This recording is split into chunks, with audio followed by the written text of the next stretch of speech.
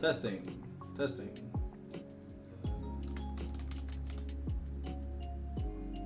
Testing. Yep, I think we're all good to go. I had the computer needed an update, but also I got like a Riot Vanguard error message. Never seen one of those before. I think it's like the second time I've had League open since I came back from Japan, so I'm really not sure. J'ai fait un redémarrage de l'ordi, ça a fait un update. I think you should be good, I guess. I really don't know. I hope things are gonna be fine. Alright.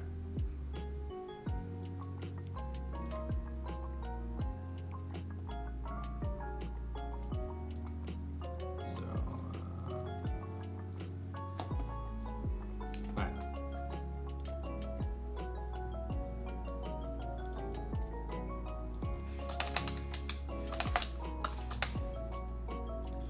So it won't be too long, guys. I'm just gonna pull up a thing.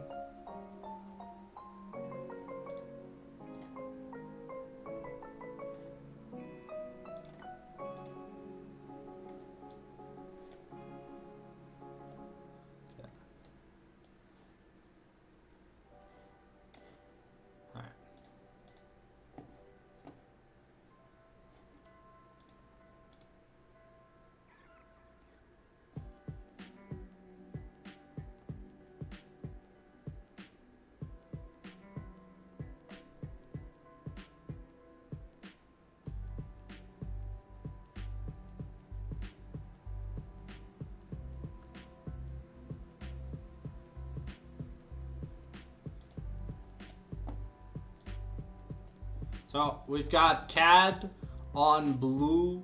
We've got high 7 on red here for game number 1 of these grand finals. So I'm just gonna switch to the in-game screen real quick.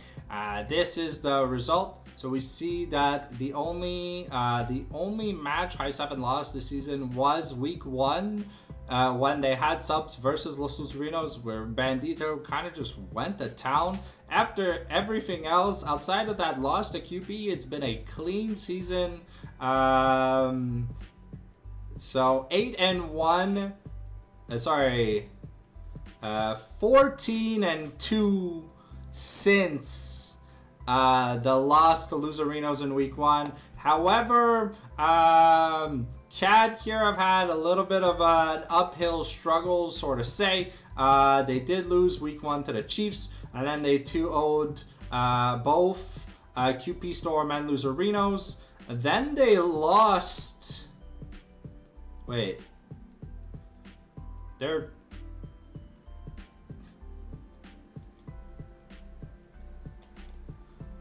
Yeah, so they finished a regular split 2-3. In playoffs, they had a tight best of 5 against Luzerinos that I casted. I don't know if I casted. I don't think so. I think I was in Japan by then. Then they got destroyed. Yeah. Then they got destroyed by high 7 and won a clean but close 5-game series against the Chiefs. So it's been an uphill battle for them. We are looking at consistency issues in terms of the mid to late game for CtrlAltDelete. But when their engage has been in the lead, they've been able to do very, very well in the mid to late game transitions.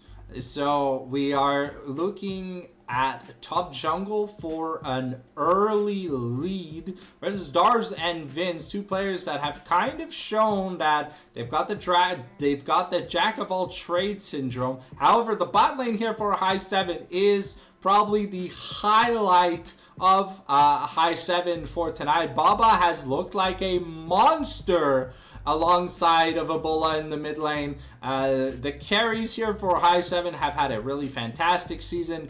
Dars has kind of just shown us that he can play whatever, whenever, however. Not all games go great, but he does what he needs to do. If he has to split push, he split push. If he needs to be on a tank, he tanks. And he just gets the job done. Vince has shown us that he can play the invading jungler, the passive jungler, the tank jungler, even the supportive junglers in scrims and stuff. So it's really hard to ban either of these two out. There are key bans you do probably want to notice. I'd have to say the Xin Zhao and the Gangplank come to mind. You can't give Gangplank over to High 7. It is a double flex pick between both Dars and Ebola. When we saw Ebola play it, he completely demolished the Chiefs last season. And when Dars got to play it, I think the one time this season, he was like 11-2 or something on it. It was disgusting. He set up a single barrel chain and the game just ended. Yeah, Xin Zhao, very, very powerful, still prominent jungler in competitive. But here, bot lane for Baba, it's more about targeting Dave Lun than targeting Baba, because Baba's kind of shown us that he can play whatever 80 carry is left on the board here for Baba. Baba will be comfortable playing, so I don't think we're going to see many 80 carry bans. Might see a Jinx ban, just because that champion in Baba's hands has looked pretty disgusting. But other than that, that does bring to note for for CtrlAltDelete here in the bot lane.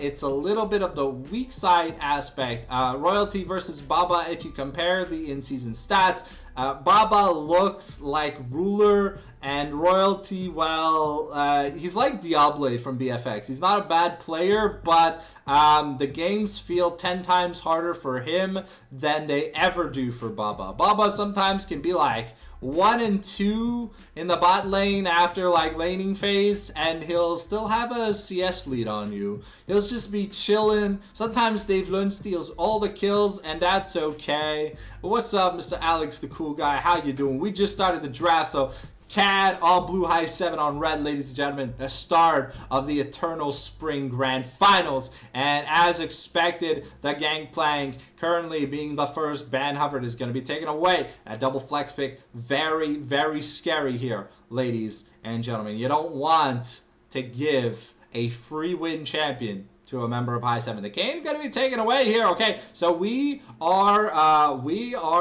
banning away Nami Swan. Okay, the Jace ban here away from Bull. It is something that Dars can play, but in Ebola's hands, it has seemed very nasty. We are banning the Corki away here from Royalty. The Twitch away from Baba. He's known as that little New Yorker in him, you know. The rat-a-tat-tat. He'll make you spray when he prays. No, he'll make you pray when he sprays. Sorry, I got the ultimate backwards.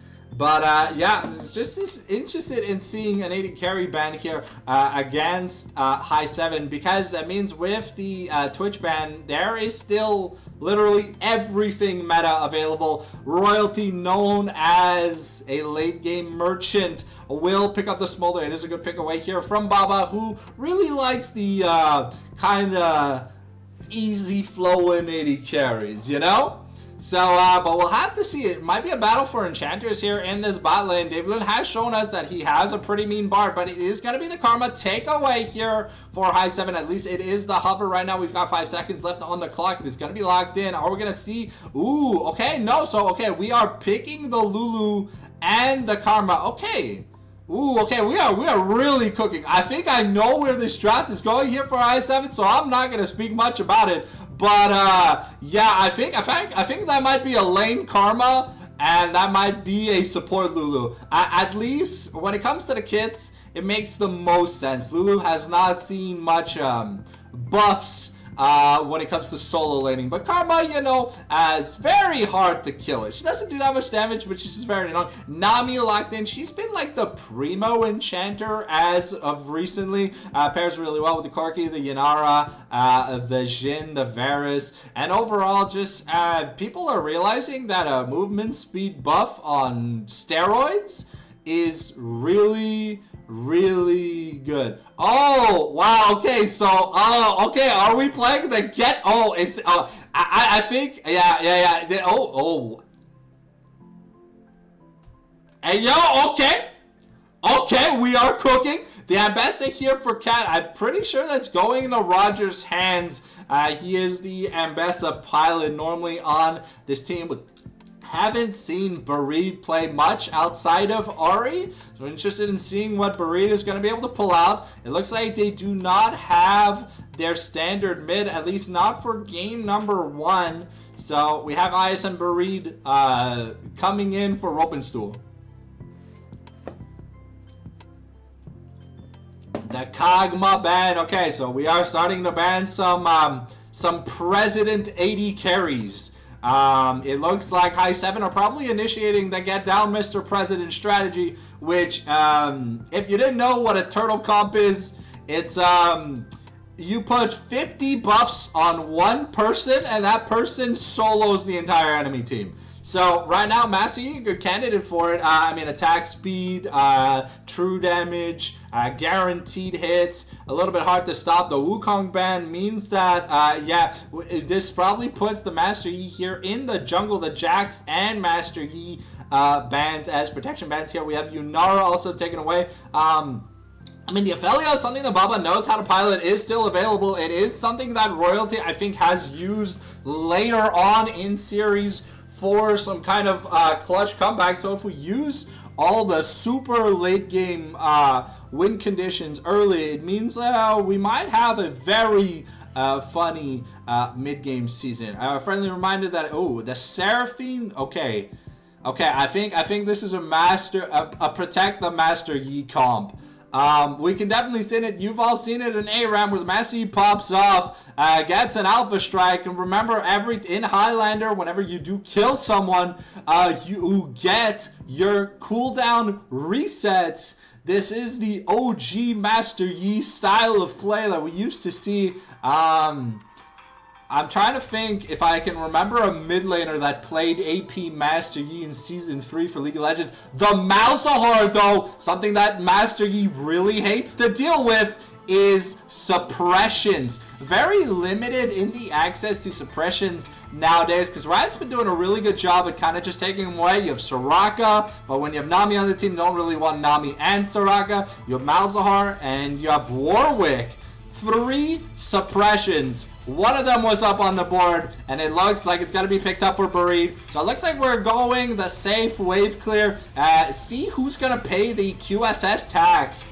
Ooh, there was a Nun pick, so let's see. It's a Kha'Zix here for Nami Swan. So, with all these enchanters, Serpent's Fang rises up in value, and best at top Kha'Zix jungle, so 2 Serpent's Fang builders probably. Smolder is also another champion that can build it with relative ease because he only needs a little bit of CDR, then you can build whatever you want. So Serpent's Fang works on any damage done, 100% chance that Yumi comes out tonight. Okay, so we've got Dars and Vince play.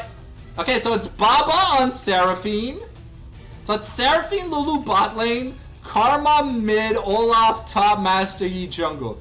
Okay, so we are putting all the eggs in the breadbasket for tonight. We've seen the Olaf, and ladies and gentlemen, let me be real with you.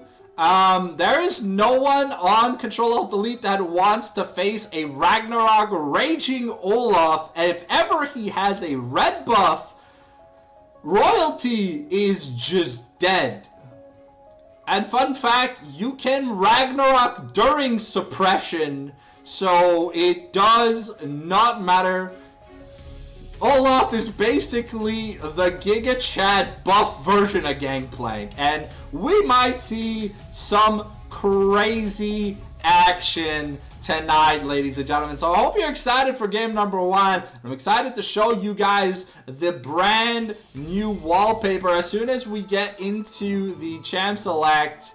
Just waiting on Nami Swan to pivot over to blue side here. A friendly reminder, if you are enjoying what you're watching, it is a new month. If you've got that Twitch Prime or you want a Twitch sub, donate.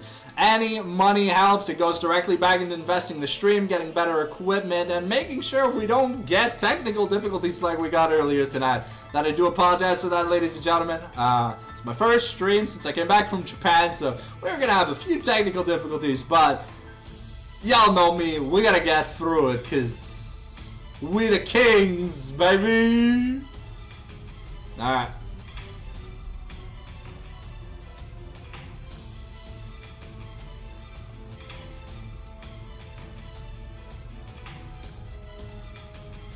So, if you haven't used your Twitch Prime or you're feeling generous, make sure you hit that up. We do have subscriber benefits that do apply to YouTube if ever you want to help me make some videos and you've got some topics.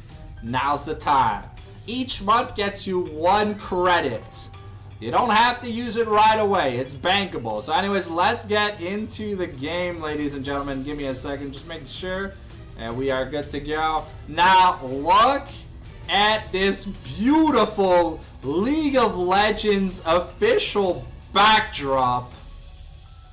And now, if this is considered inappropriate, then honestly, guys, I don't know, man. This is Akali's official splash art. And, well, I'm hoping everything's good. I really need the job at the Mama Goes. So, we'll pray.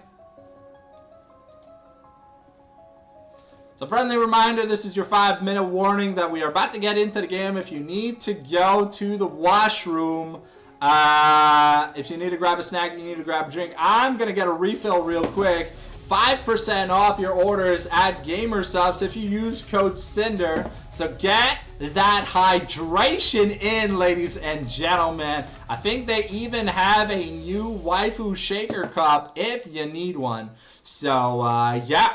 I'm very interested in seeing how they get down Mr. Bring Back the Waifu. Amanda, I would if I could, but Mamago said the waifus are inappropriate and they're too childlike, so I'm sorry. Maybe once the Mamago circuit is done, we can have a few fun #Goon Squad streams, but until then, I need to be prim and proper.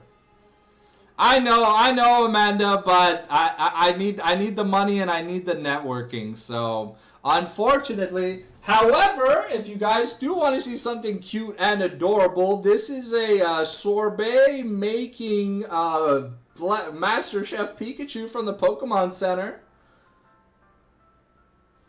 Look at how cute he is.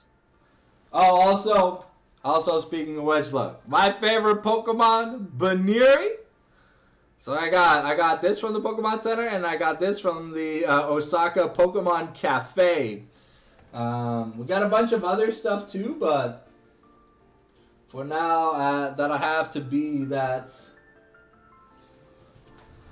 So I would have angled the camera a little bit better, but shout out Royalty. That's my boyfriend.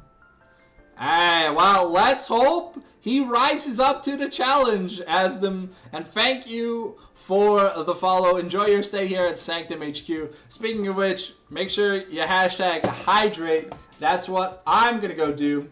So it won't be too long. We've got about 4 minutes, about 3-ish minutes before we get into the game. So get your snack, get your drink. I'll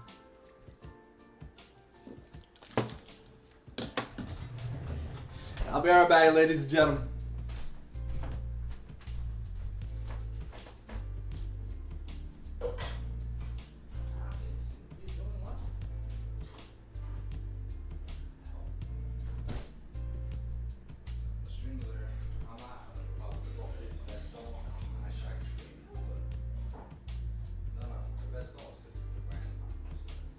Most important match of the season. Alright, ladies and gentlemen, we're about to enter that spec delay. So, make sure you come back. Also, for those of you wondering if you want any updates on the Japan trip, on the Fallen Sanctum 2 pinned channel in the chat, every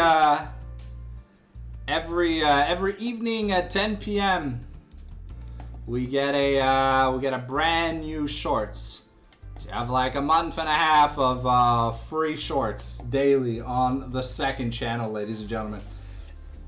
If you're into that. Other than that, we on the regular Fallen Sanctum channel, we got regular uploads at 10 a.m. every day. Some new bonus content in the works. I am looking to put some Leagues content up from RuneScape's Demonic Packs. And maybe we'll have some live streams for some cool upcoming games I'm working on. Starting in May.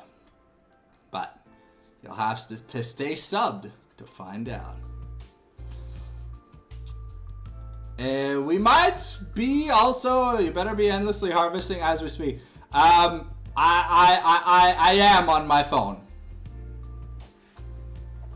Just to make sure we had no issues in the computer with the Vanguard error, I made sure to log in on my phone. It's on my alt. My main doesn't have it yet. I took Abundance first on Sanctum. It's been kind of helpful, but I realized how busted Endless Harvest is. So, we're going to be reloading into Endless Harvest in like, what is it, like 3,200 points? It also gives us the 16x XP multiplier, so we're gonna be having a lot of fun. We have Karen too, so I have a lot of that good stuff. Yeah. I'm excited to like learn raids and stuff through Leagues. I know it's not gonna be like a one-to-one translation at all, but it's gonna be fun to get some good content in for the channel.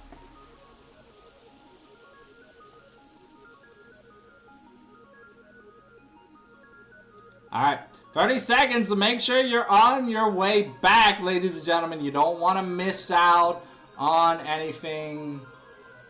We're going to pause the music as we get ready to get into the game. I hope you guys are excited for what looks like a very, very bloody draft.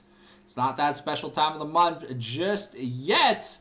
But I have a feeling that Master Yi isn't gonna give anyone a merciful death.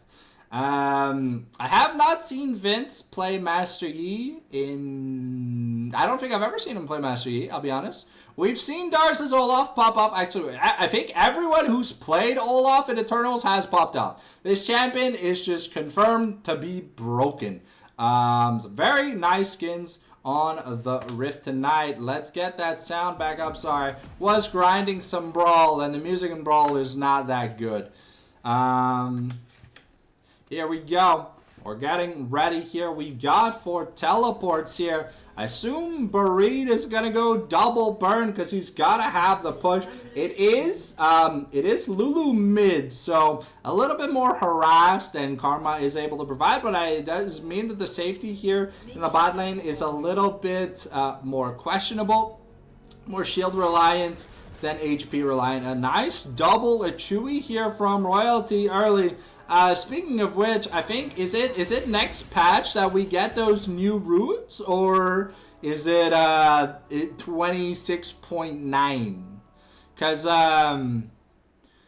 those that burn rune looks kind of insane. Okay, we got the double cast here out of Baba. It's not really gonna get much done here. Okay, popping the spell shield on Malzahar. Another Chewy gonna land onto Baba. So it's really a question of how well can Baba farm versus how well can Royalty stack. In the top lane, it's probably gonna be very bloody. Ambessa versus Olaf. Keep in mind that they can both CC out of each other's CC with their ultimates. So, ooh, that triple undertow gonna go hard here. Roger already down to 50%. Nabola just looking to get as many glitter lances with the picks. He does do a lot of damage. If Barid does not have the malefic visions, then his minions will not attack. But that is some good DPS. So we'll see here. Currently, decent CS lead in the top lane for Dars as he's able to push Roger Maniac off the wave. Ooh, okay, the glitter lance not enough. Okay, ooh, we're gonna level up to dash away from Dars here.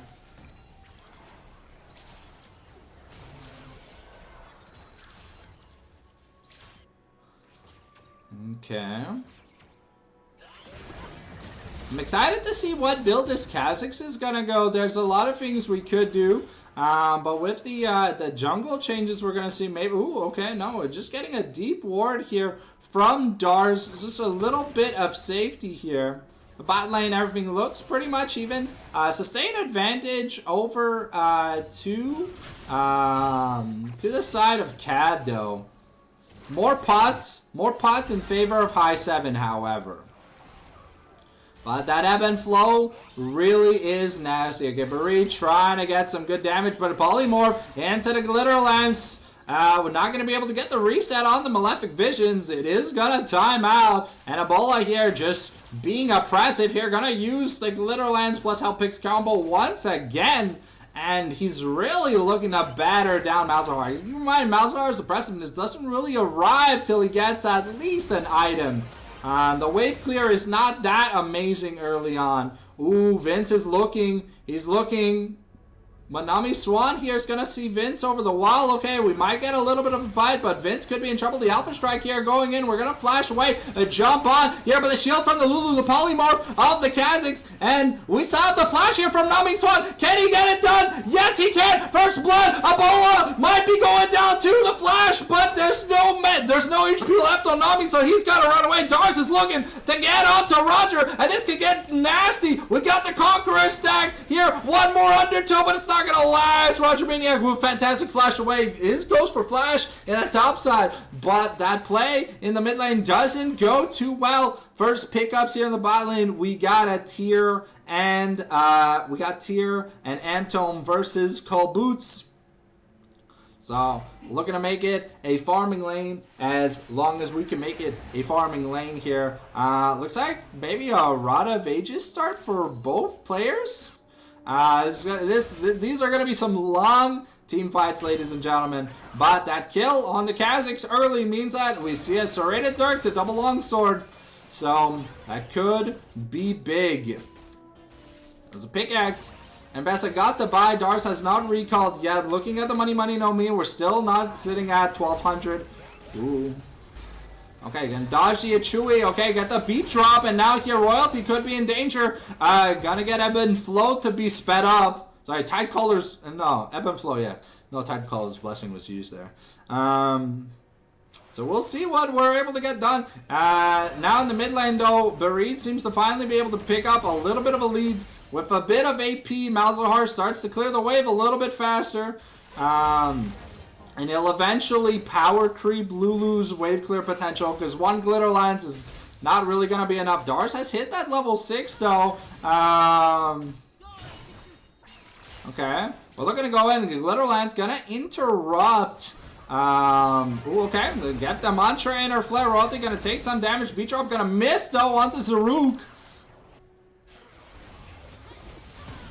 Okay, get another inner flare here. Okay, level 6 for level 6. Keep in mind, Ragnarok is free. Ooh, the flash away from Zaruk. That chain flare could have been annoying, but unfortunately, Baba is gonna miss a few skill shots. Zaruk not gonna land. Nami Swan here now making his way, looking to get that early Yomu's. Hasn't been spotted yet, and now could be in danger. Davelin forced to flash away here, and now the exhaust onto Nami, but it's not going to be enough. One more auto, and Nami gets it, gets an isolated Q, and now we're looking maybe at diving Roger. No, okay, no, we've lane swapped.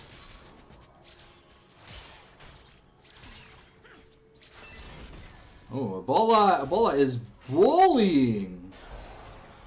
Yeah, it looks like we've got a lane swap. Nadar's always able to friend the Malzahar. We'll see here what Roger Maniac wants to do. Maybe we're looking for a public execution style play, but Ebola has the Wild Growth. It is very hard. Okay, so now looks like it was just a standard wave clear traded. Ebola needed to, okay, so it does look like Aroa. I think we might be getting a, I don't know, this doesn't look like Aroa. It looks like a Rylai's here from Malzahar. Interesting. It could be Rylai's, could be, Malignance. I always forget that Malignance builds out of a Blasting one, even though when I play Aram Mayhem, I build Malignance so often on Aurora. Okay. Got the Caulfields versus the Lost Chapters, so now Baba has the CDR. Okay, we're gonna get the root here onto Royalty. It's gonna tag out here. The beat drop gonna land. But no root here. Royalty taking a lot of damage. Here comes the Highlanders. Zuluk has no flash. Here, the Encore is gonna miss. Okay, we're gonna root Zuluk. And that's going to be a kill for the Master Yi. Nami Swan here just behind, but a little bit late. Also, the rotation from Bareed. Maybe we're looking for something. The invisibility. We're going in here. The Master Yi could be in danger. Here comes Mom. And Bareed picks up the kill. The Achui going to pick up 2 stacks on the end of that.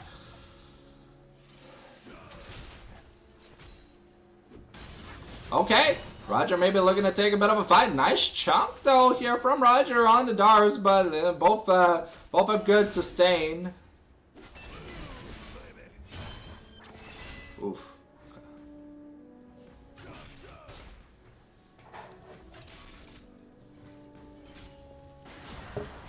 Okay. Some nice extra kills so far. About a 1.5k gold lead here for the side of CtrlAltDelete. But keep in mind, the power in this high 7 draft is late game. You have 3 enchanters and 2 kind of hyper carry bruisers. So we'll have to see. Definitely gonna need to see some Serpent's Fang soon from Kha'Zix and Ambessa, but you do need that Eclipse on the Ambessa. And I think that's exactly what we're looking to go. Okay, we've got the rotation here onto the Scuttle, but Nami looking to get in here, procs the Highlander, but the Evolved Q does so much damage. The Smite here secured by Nami Swan, and yeah, the not completed item to the Yomu's Ghost Blade. This Kha'Zix is running. He's running a Shopify Rebellion all over high 7 right now. Gonna be very dangerous. David looking to get a Mantra Inner Flame here just to delay Royalty's arrival in lane. Void Grub's also gonna be secured. Void Grub's plus first Dragon. And it's gonna be Essence Reaver first here for Royalty. It's an item we commonly see. And the Smolder. Ooh, okay. Here comes the Ragnarok. We're going flash for flash. The Undertow's gonna connect. But Roger, you need to connect the ult on something. It's called Public Execution. Not loitering. Roger Maniac gonna get... Ooh, taken out. Ooh, okay. Wow, that's a lot of damage. But the shield coming down here. The healing from Nami on the Royalty does allow them to be safe. And spotting Bareed on a rotation, so it is a Rod of Ages versus no finished item yet here. But looking at the money, no memes, 2,200 gold left to spend. Nami and Bareed probably looking for something. Ebola has to be careful here. We got the flash K-Drill. It doesn't get interrupted, but the Wild Growth goes in. We got the red buff, but there's no flash to continue. Malzahar Q not going to be there to extend the visions, but... that is a lot invested. Ooh, Lagren here looking for a Highlander play. Okay, we do miss the beat drop. Royalty going to be able to get across the wall. Here, we get the double encore, and now Master Yi is able to go to town. It's Baba that picks up the kill, and Ebola really wants to clear this wave, but he's getting punished. Oof, not gonna get taken down. Nami Swan does so much damage! And the exhaust coming down from Nami. Gotta make sure that Lagan can't continue. Ebola has to be very careful. Yeah, Ebola's gonna live by the skin of his teeth, but the Lulu mid is starting to have troubles. But, I mean, this was kind of expected, you know. You're sacrificing Ebola's potential for the super shielding. So, we've got the Malignants plus the Sork Shoes coming in here. Now, probably looking at... I don't know what the Lulu really wants to build. We'll have to see what she feels like building. But here, Serpent's Fang probably coming in soon here for the Kazakhs. Already a lot of shields coming in. And with Bareed able to already take almost 4 plates... That is so much money in this man's pocket. 1,000 gold up. Dars here does not have the Nas. And Nami just does so much damage. Roger does pick up the kill, though, with that finished Eclipse. So you gotta be careful. The minions are gonna be slayed. Oh, okay. We're looking for that mantra. We got the Inner Flame, but no beat drop here. So it is Luden's Echo here first for Baba. So we're looking to have that wave clear. Ravenous and Kraken also picked up. Royalty gonna be able to clear the wave. Roger Maniac here picked up his second plate here in the top lane.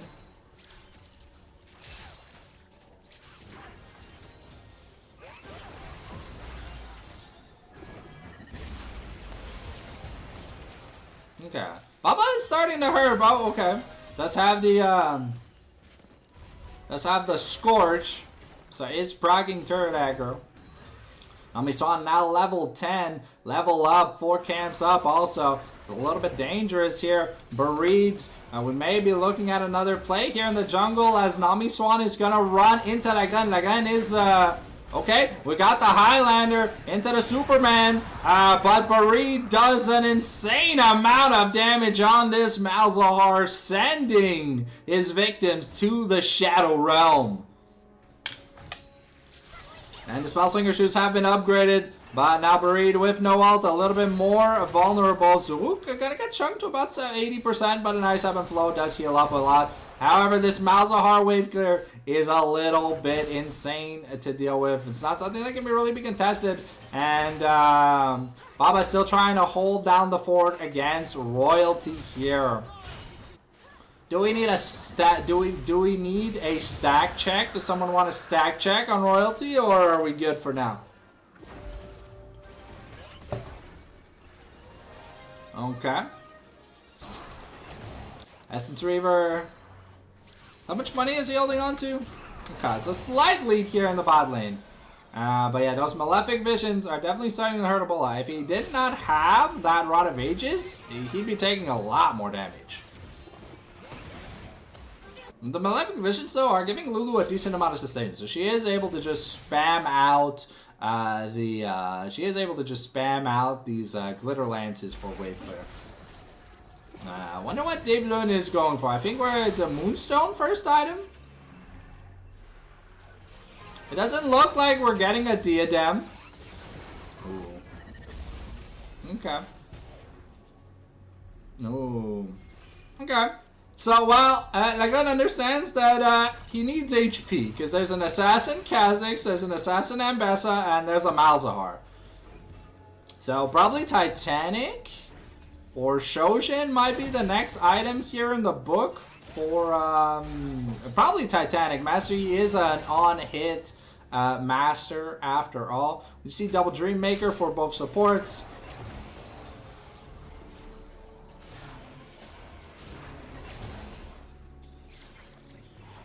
Bareed really wants this first turret bounty.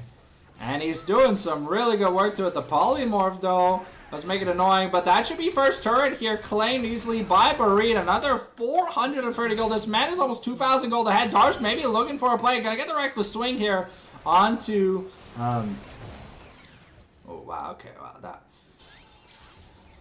Even eating through the shield. Wow, okay, yeah, this Malzahar is gonna become a problem. Zug looking. The Highlander has been proc. Okay, we're dodging the tidal wave.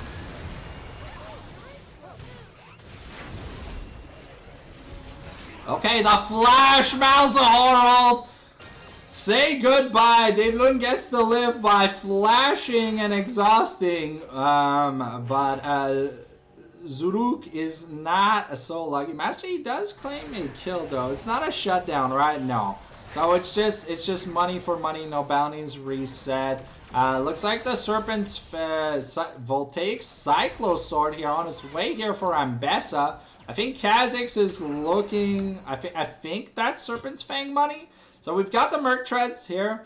It's a little sad to build the upgraded Merc Treads versus triple AD threats with the Ambessa, the Kha'Zix, and the Smolder. Yeah, Serpent's Fang now finished here on Kha'Zix. Nami has been doing a fantastic job so far this early game. And like I said, a big part in the CtrlAltDelete wins is when they get their shit together in the top side of the map. With Barit here, instead of CtrlAltDelete, looking a lot more control mages over big playmakers, but the safety net is the experience Barit brings to the table. I don't know if it helps with the communications.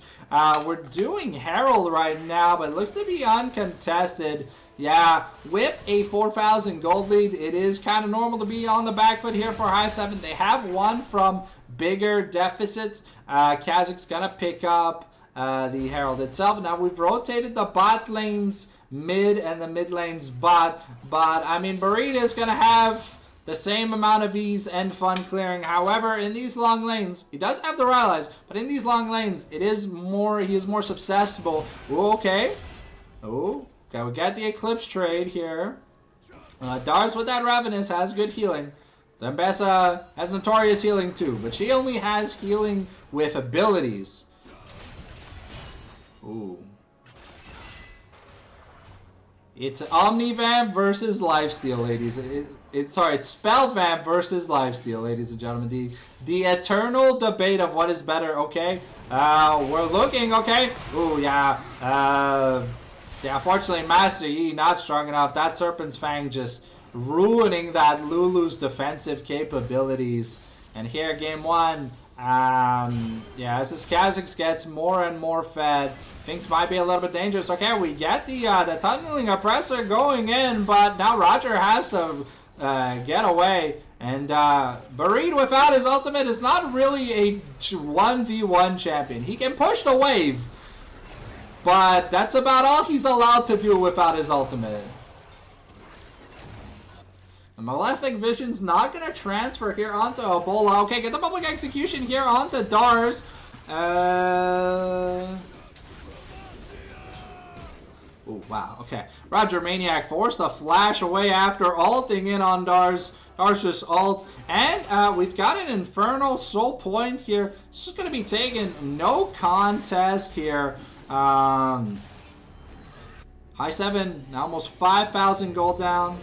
Okay, that is going to be a recall interrupted.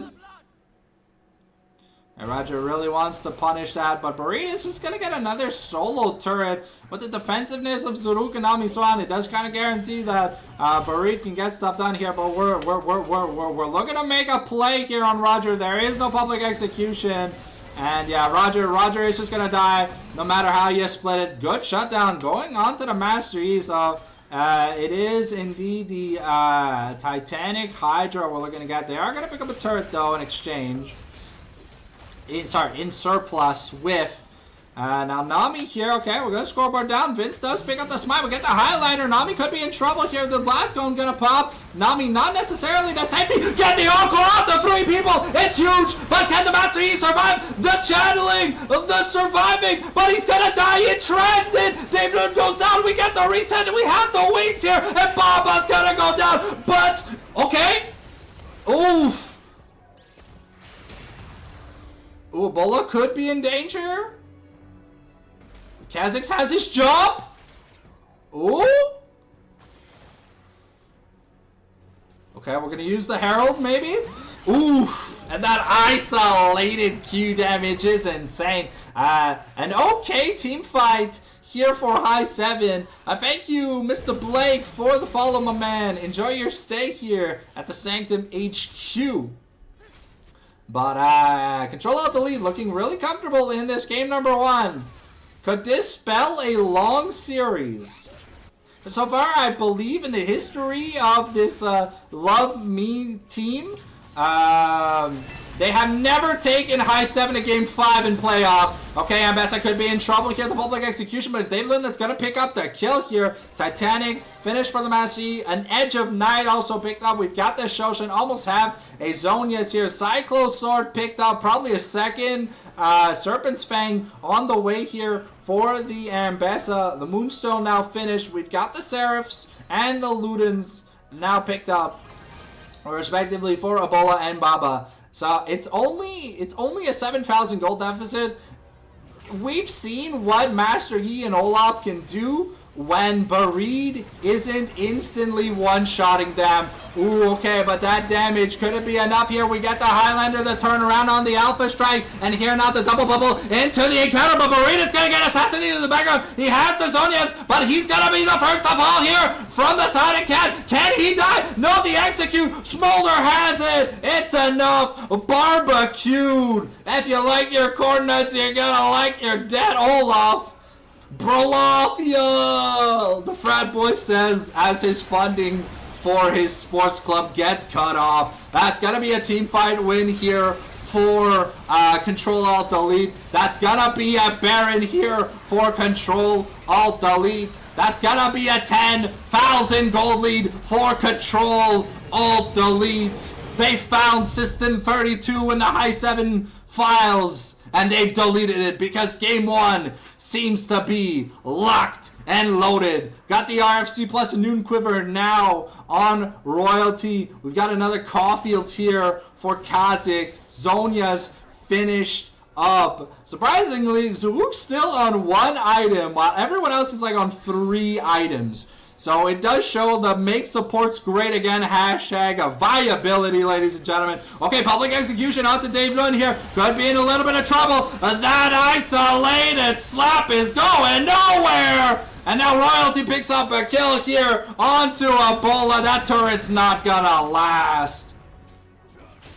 And now we're looking, Dars is looking to fight, but yeah, the slow from Malzahar. If you're not in the Ragnarok, it's a little bit annoying to fight against.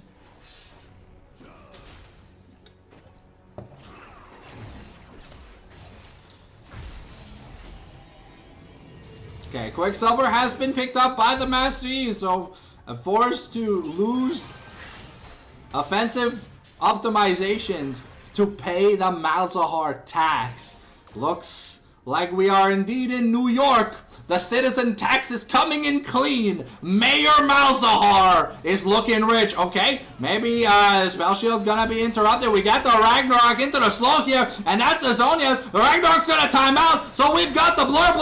Nami gonna assassinate Baba, but the executes are coming out. Oh, they gonna happen. Now again, looking to get in onto Nami. Swan, 1 more strike, but he's not able to do it. Ebola's not able to finish it off, and that's another execute. Royalty's looking for the kill, but Roger's gonna take it instead. And Bareed wins the 1v1 in the top lane. Things are a little bit nasty. That's gonna be Infernal Soul. That's gonna be another team fight win. That's a 13,000 gold lead. The rich get richer, ladies and gentlemen. There is no losing for CtrlAltDelete in game number 1. 10-0-8 here on the Kazakhs. President Kazakhs leading his country to a beautiful victory. That's gonna be the top inhibitor, the mid inhibitor turret gone, the top inner turret gone, the bot inner turret gone. We're looking to siege the bot inhibitor, but not yet. Maybe we need a little bit more game planning here. The early game was a little bit of a disaster here for the side of high 7, facing now down a 15,000 gold lead. 75% crit here on the smaller. Serpent's Fang finished now on the Ambessa. We've almost got the Sorelias on Nami. This man is almost 5,000 gold ahead respectively. And it looks like he can't really be stopped. It's just 2-shotting cams. Isolation is an insane ability. Ooh, wow. Dar's taking a 50% here. Okay, Ebola forced the Wild Growth. The public execution was used to get onto him. Ambessa might have enough. Ooh, wow, Nami, Swan Just a clean 1v1 outplay. Okay, we lose the Edge of Knights. Okay, and Dar's gonna be able to get away. It is Ebola surviving the 1v1 assassination attempt from Roger Maniac.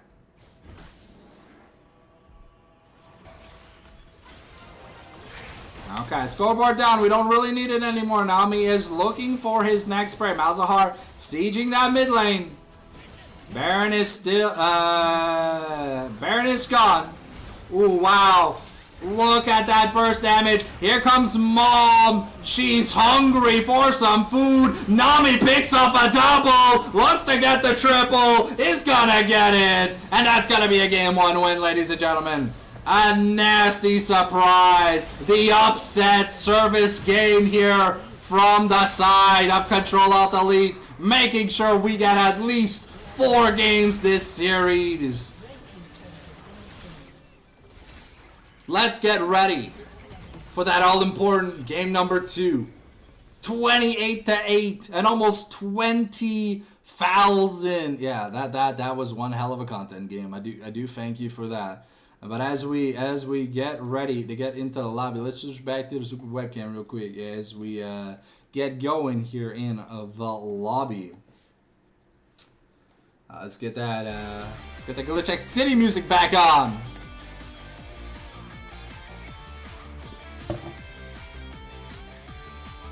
All right.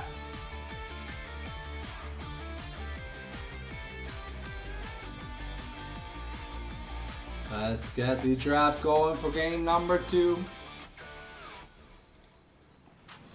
It looks like CAD on blue high 7 gonna stay on red here. Let's get that scoreboard up and running. There we go. Scoreboard is updated.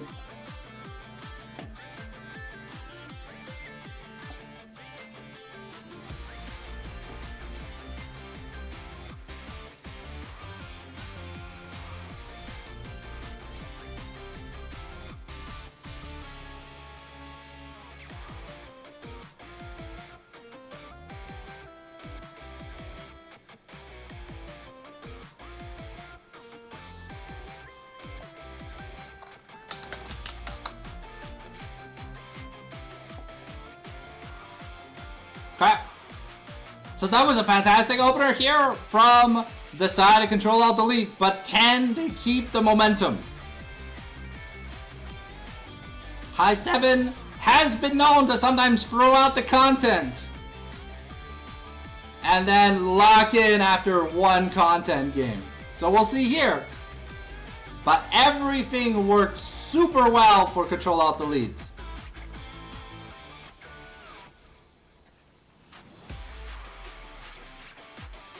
Here we go.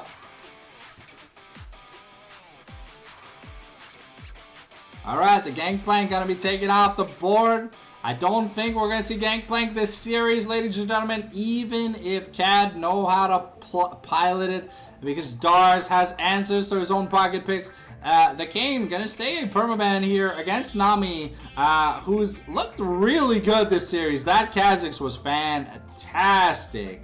Got to an early lead, got all the kills that an assassin needs to pop off, and had the safety of the Nami be able to make sure he could get these aggressive plays in.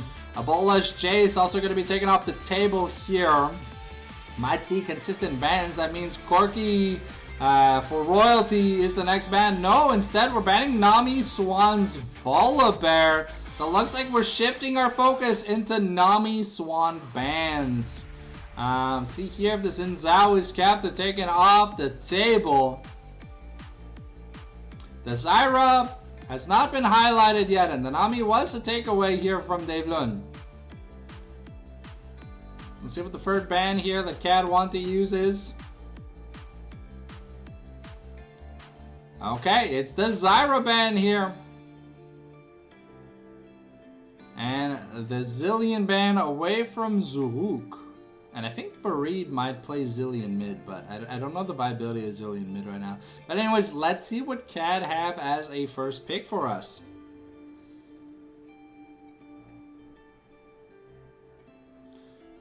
We took the Smolder last game and it looked fantastic.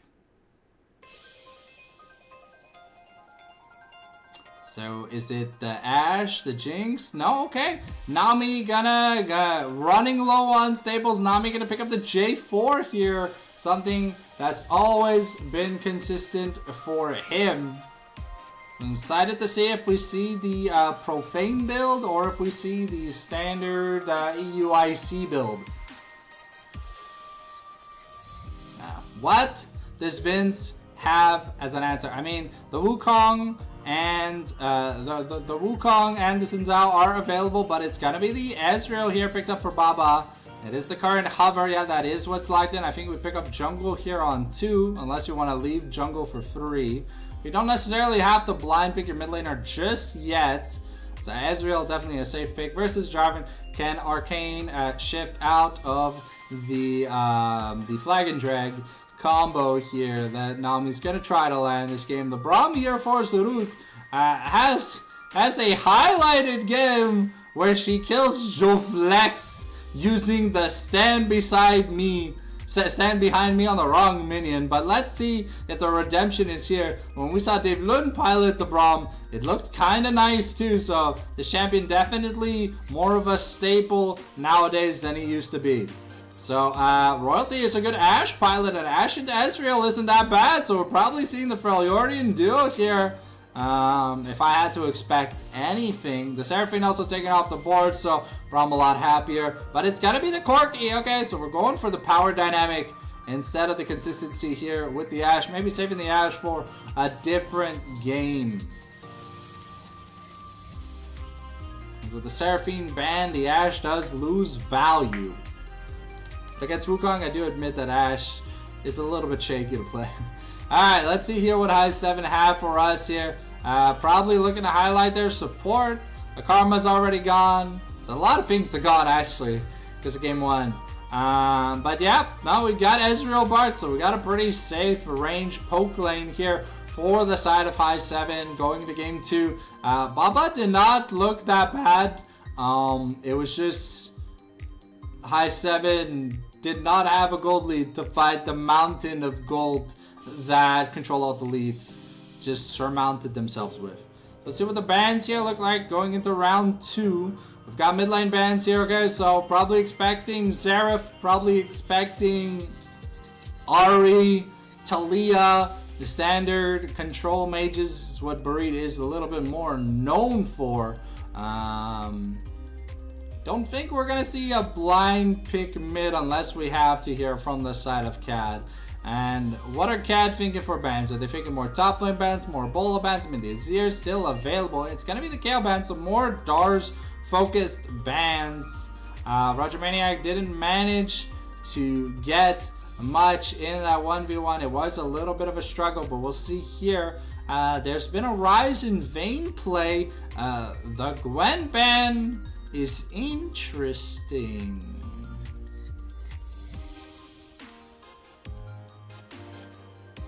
But we'll see what that means here for us. And we'll ban the cannon away from Dars, something he's used quite a bit in the recent times. The High 7 have to blind pick something.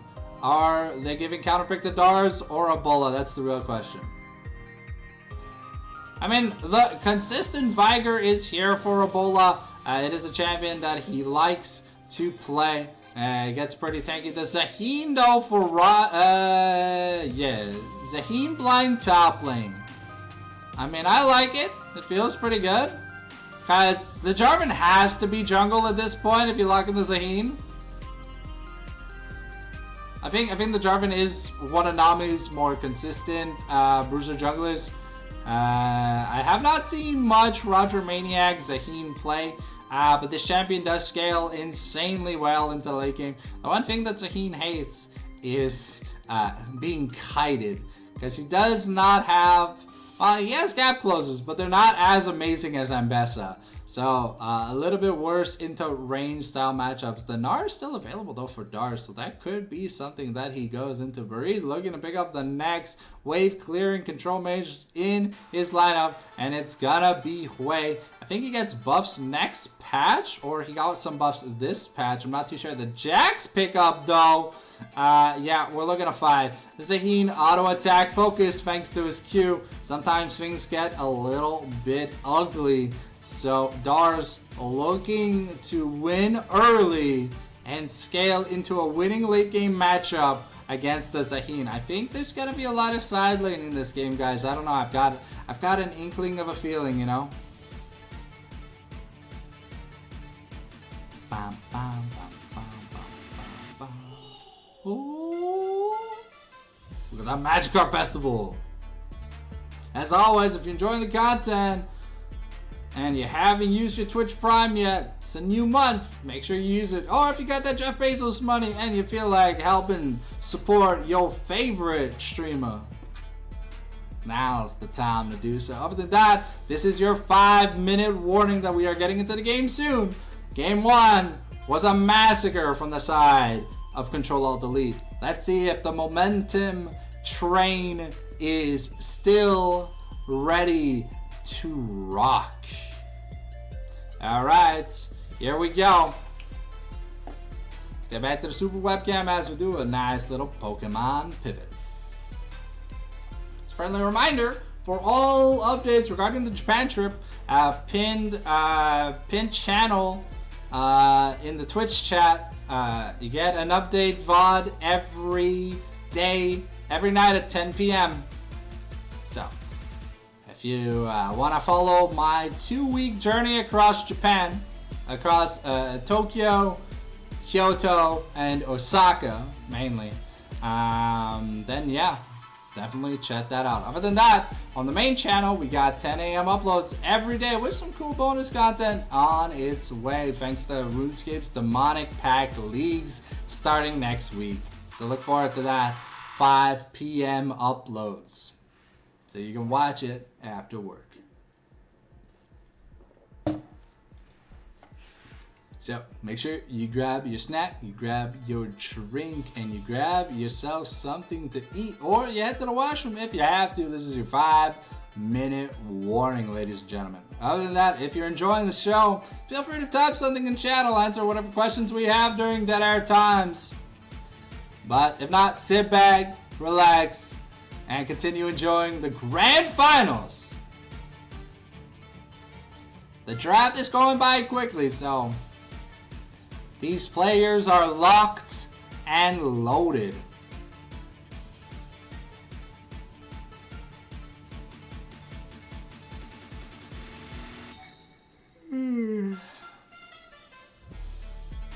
Yeah, still a bit on Japan time, so it's so weird working in Japan time, then going to Japan, being actually in Japan time, then coming back to Montreal time. But man, sometimes it's just kind of crazy. This Jax versus Zaheen matchup should be a pretty bloody one, though Roger is going to have to be careful to take trades when the Counter-Strike is available. Outside of that, though, I am interested in seeing how Nami is going to pilot this early game here on the Jarvan versus the Wukong. So we have seen Wukong more of a champion that kind of just prefers the perma farm till 6. Ooh, a Shaco ban. What? I guess it doesn't matter.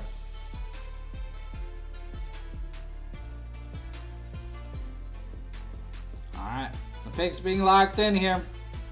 Get ready for that spectacle! Do you guys want some light? A little bit of light in the room, or are you guys fine chilling in the Nocturne Ultimate? The paranoia is settling in.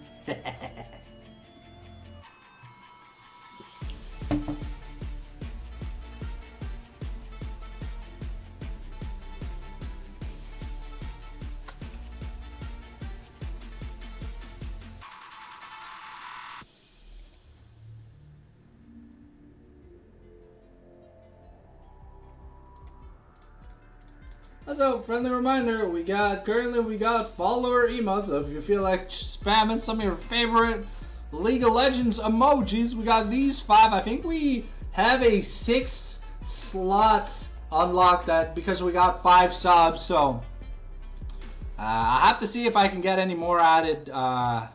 Leagues has kept me a little bit busy. Oh, we got the Dave Lund spamming that trigger emote.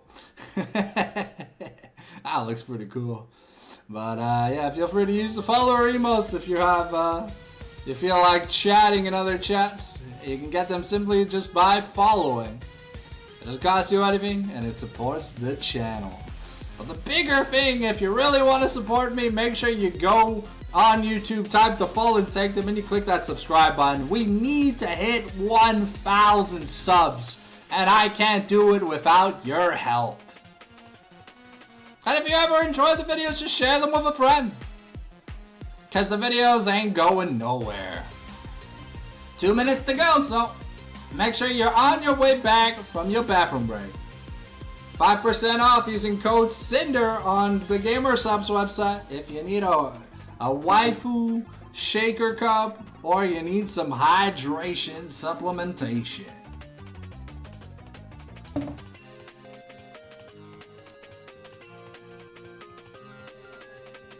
One day we will have a personalized playlist when this whole like YouTube copyright system abuse thing goes down.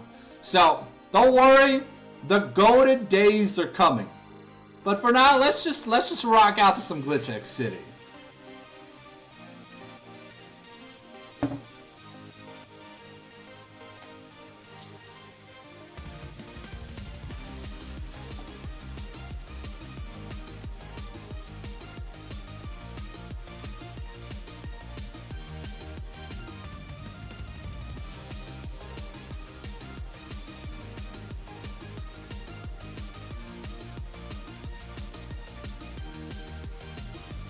If I were to start streaming some live glazing episodes exclusively on Twitch, would you guys want that during the weekday, like during off season and stuff? If we did some solo queue casting, or some like flex casting, or like offline tournaments and stuff?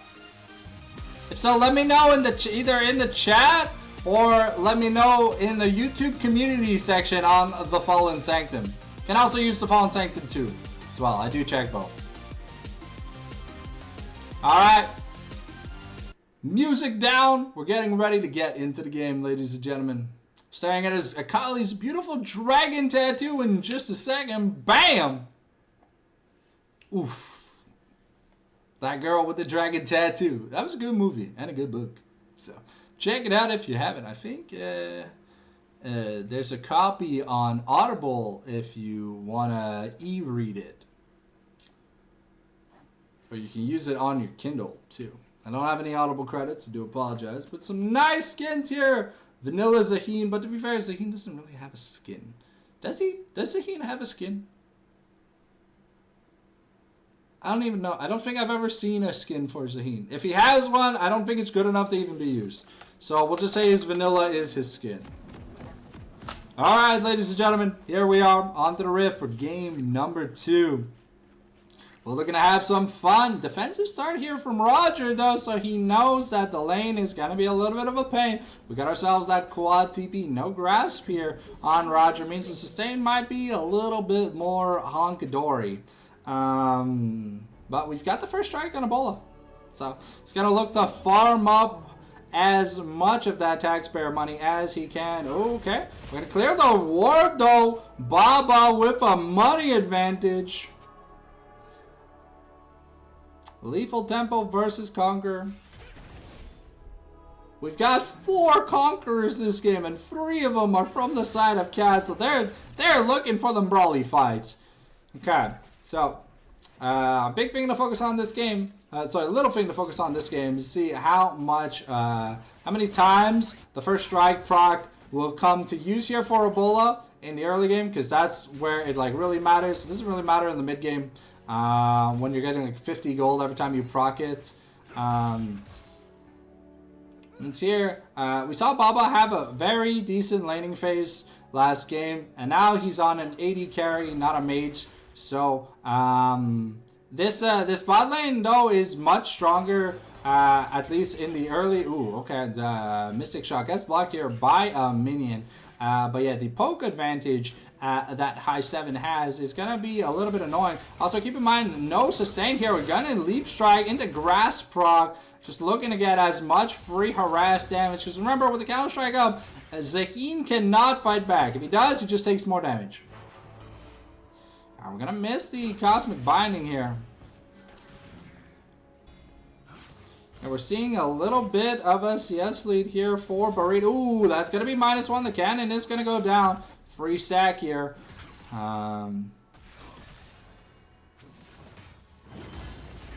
Okay. Might get a bit of a cheater recall here for the Jack. So, actually, no, it's just going to be another deep ward like he did game 1. Gonna get a deep ward in. Ooh, that's a first strike proc here for Ebola. He's got that hashtag money.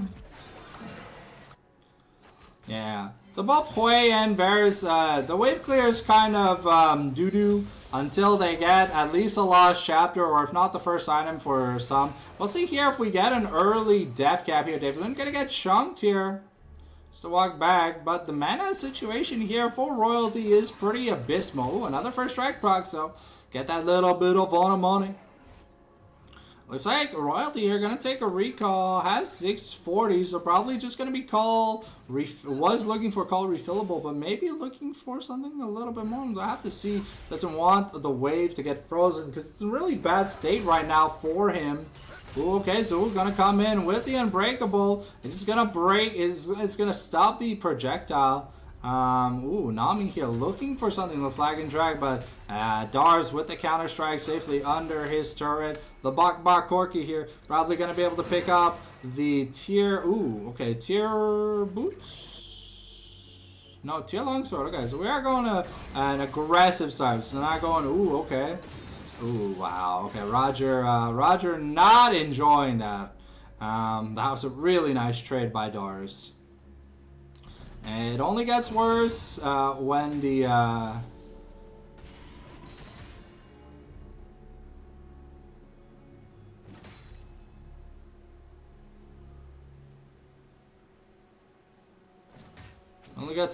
Sheens come down, because we know both of these boys are Triforcers.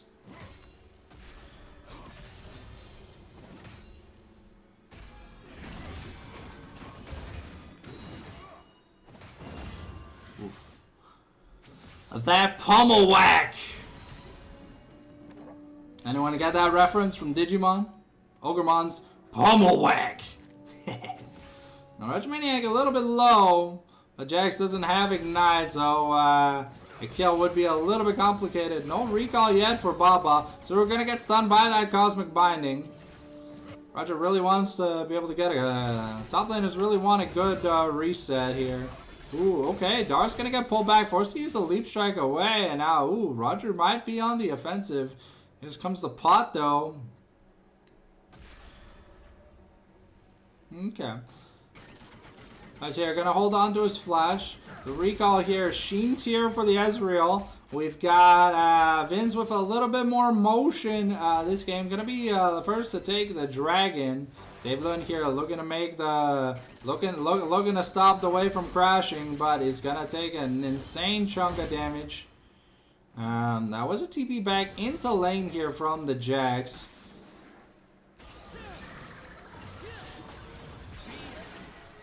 Okay.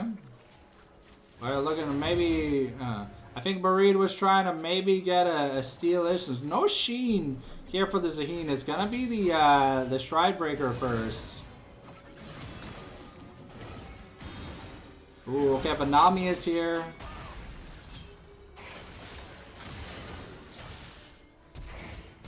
Ooh, okay, the flash for flash. Oh, Baba has no ults. Not yet. No stacks here, but Nami is looking to deny. Ooh, okay. Ooh, we're gonna miss the combo here. And yeah, Jack's being forced away.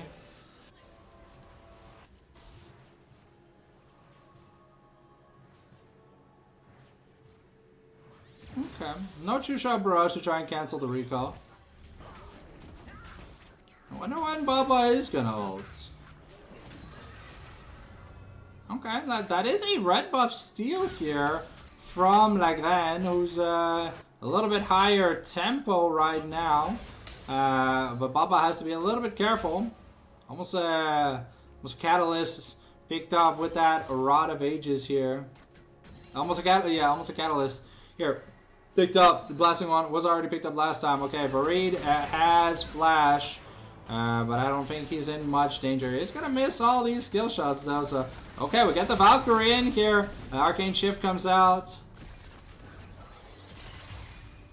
Okay. Winter's Bite, not gonna fully stack. And,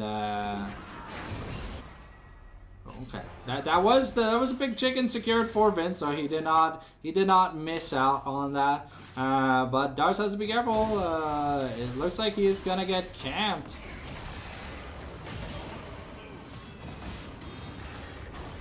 First blood though, and yeah, with the grasp, I think Nami having a bit of trouble here to get that kill. Also, Burrito gonna start losing pressure here against Ebola.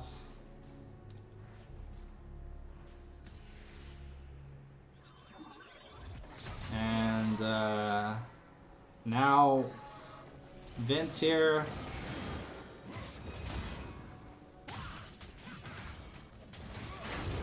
Yeah, we are going to steal yet another cam, so maybe it's going to be Grubs now here.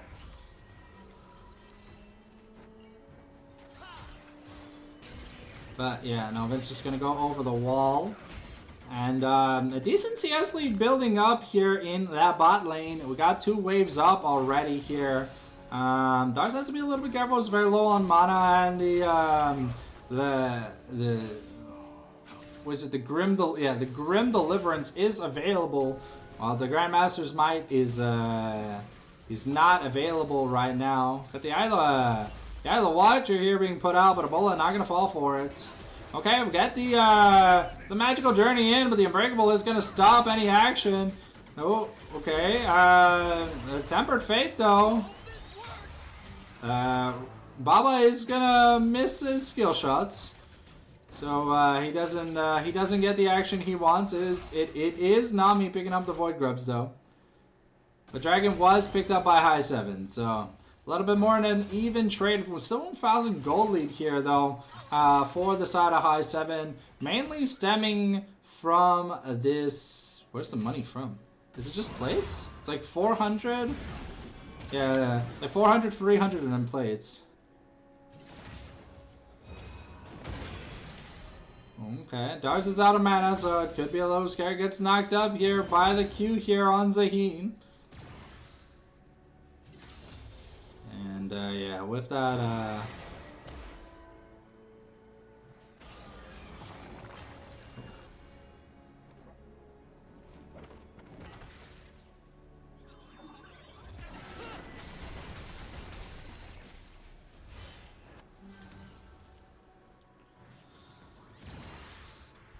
okay, get the teleport back in. It's Fade Sheen versus, yeah.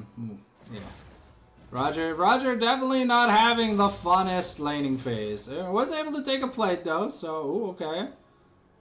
Vince's gonna be able to guarantee his blue buff.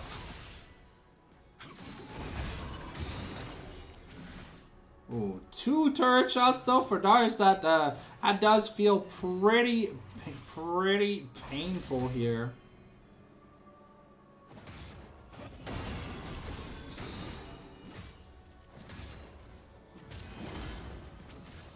Roger does have to be careful. He can die in the middle of his ult.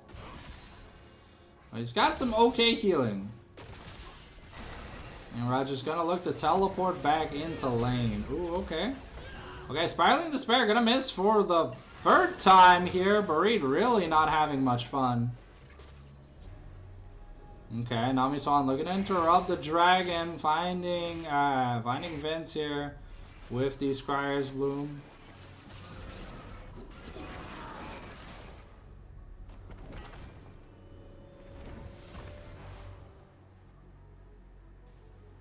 Okay, Dragon started back up here, but Baba gonna take a big one to the face. This is gonna hurt a little bit. He is closer to finishing his Triforce than Nagorki is.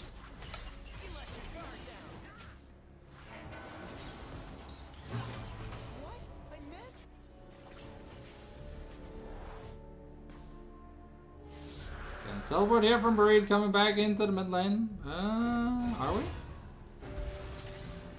Nope, just gonna walk back and keep that teleport for a little bit later. His play of Steel Cap should be good here in the matchup for the Jax because he is super auto attack based. Okay, we are looking to fight. Okay, the stun here gonna come up. And now we get the Unbreakable Will, but the Cyclone gonna get a nice knock-up. Gonna interrupt. Dave Loon could be in trouble. Magical Journey is gonna take it. And Nami has to be careful, but that's the phenomenal burst. Okay, we get... Ooh, okay, we got maybe a little bit of burst, but can Barit survive? No, okay, we're flashing over the wall. Oh, Royalty's gonna miss the Valkyrie into the pit, so he's not gonna be able to claim the kills. And really good early brawl here coming out from... Oh, Jesus. Yeah, Roger's definitely not having any fun. Once that Triforce comes in, it's probably just gonna get worse. Yeah, Roger has to keep his E if ever Jax jumps. Because, yeah, it's just a very unfair trade pattern right now. First items across the board here, though. We got the Sundered Sky versus the Triforce. We got the Echo versus the Rod. The Triforce here early for Ezreal could mean trouble. And the plate already taken here for Dars. Probably second plate coming in soon. No. Ooh. Looks like that plate is gonna be denied. Ooh, Zobo gets the recall interrupted, so a little bit low. Yeah, now Triforce here for Gorky, so he's got a little bit of juice to fight back with. But in looking at the Money No Me, the leads are starting to add up. Here, 1,000 gold lead here in the mid lane and 600 gold lead in the jungle. Some mid jungle here so far for High 7, looking really good. I mean, Ebola's been just farming, but he's getting these first strike procs, and that's what really matters here. When you take the rune, you can proc it off and you're pretty happy. And remember, every time Viker kills something with the Q. Ooh, okay. Ooh, okay. Unbreakable, fantastic placement here. But Nami Swan is on the way.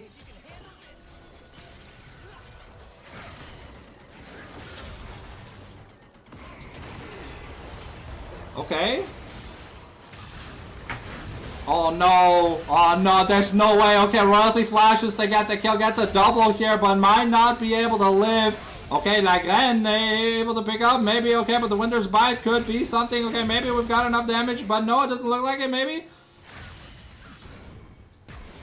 Oh, but no! Lagren is gonna punish, gonna get the double on the back end of that, so Royalty does pick up a double kill, but it ends horribly here for the side of CtrlAltDelete, and now this Wukong is almost 2,000 gold ahead. And oh yeah, Roger Maniac is just getting his shit kicked in to this Dars's Jax. Ebola is just chilling right now. He doesn't have much to do, but yeah, definitely with that kill, it does accelerate the shenanigans that this Wukong wants. Get to that 2-item spike. We've got Dave Loon looking to make a play here. We got a magical journey over the wall, gonna stun. And yeah, taking the turret aggro so Dars can just get a free assassination. Now we got the teleport here from Roger Maniac, but I don't think that turret's gonna last. Okay, like then here, looking to get in. Okay, the knock up here, Lagan stunned up, but they're hitting the clone, and yeah, that is going to be first turret going over to Dars, so this man is pretty strong now. Okay, the baby cage gonna miss. Sorry, the event horizon. I gotta learn ability names. I'm supposed to be a professional caster. I've just always said the baby cage. Okay. Triple Triforce this game, by the way. This is some degen ass behavior. And yeah, no, using the ultimate. Okay, we get the teleport in from Dars. Maybe the Grim Deliverance able to get something here. Then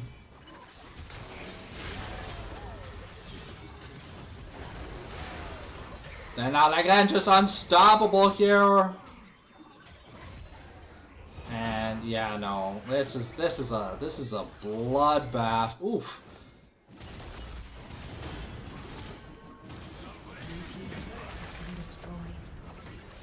Yeah, Dar's picking up yet another turret. Looking at it, he's almost 2,000 gold ahead now. Wukong here gonna pick up the Cloud Soul Point, and Dar's picking up even more plates here on this Jax. It's a little bit of a nasty combo. Another triple plates here. Yeah, it's pretty nasty. Okay, Barid gonna try and find Dar's gonna miss the Grim Visage here. A magical journey away from Dave Lund. And yeah, no, we're staring down the barrel of a 6k gold deficit, 6.5 gold deficit at 18 minutes. Wukong already working towards his third item. With that triple Triforce, these Spellblade procs are very, very impactful. So Wukong might be looking for something. Let's incorporate down. Like gun over the wall here. Has the Cyclone access. A magical journey across the board here. But Barid gonna get knocked up. Dave Lund is gonna just kill off. Okay, we get the Viger ultimate here. Royalty gets low. Okay, maybe we get something like that. Could be in danger here. One more. The Jarvan Q, the Demacian standard, able to pick up the kill here. Zaheen looking maybe for something in the back line, but not gonna make it, not gonna be accessible, while Dar's in the bot lane just picking up even more turret money. This man is beyond rich, nearing that 8,000 gold mark. Actually, it's funny that Ebola is just richer. Okay, Nami able to get out with his life here, though. Does lose that red buff.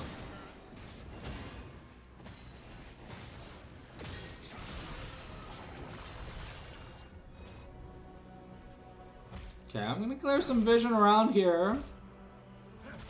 Wukong not going towards probably what is that Death Stance, either Death Stance or the GA. Both good item pickups here. Ooh. Ebola almost was accidentally killing, almost accidentally killing Nami. Nami goes back in with the flag and drag. Viker's like, alright, well, it's all bam, boom. The primordial is primordial evil, right? Yeah, sorry, primordial burst just coming out saying, thanks, bro. And that death cap is more than halfway on the way, about 2/3 of the way there. Roger looking for some delicious little Astro Viger nuggies to eat. But yeah, the Zaheen pick has been very impactless as of now. They tried to shut down Dars, but this man is the master of the macabre. And yep, once that death cap comes in, you might, oh my god, Royalty Valkyrieing over. Oh, it does not look good. We're gonna turn the turret off. And yeah, Dave Lund is just gonna pick up a kill. It's not really gonna matter. There's red, it's a red buff Jax. A flash for flash. Nami Swan's gonna try and help.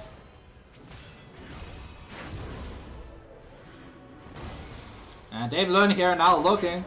Gonna get the Cosmic Binding. Oof, and the flag is gonna miss. No flag in track here for Nami as he goes down.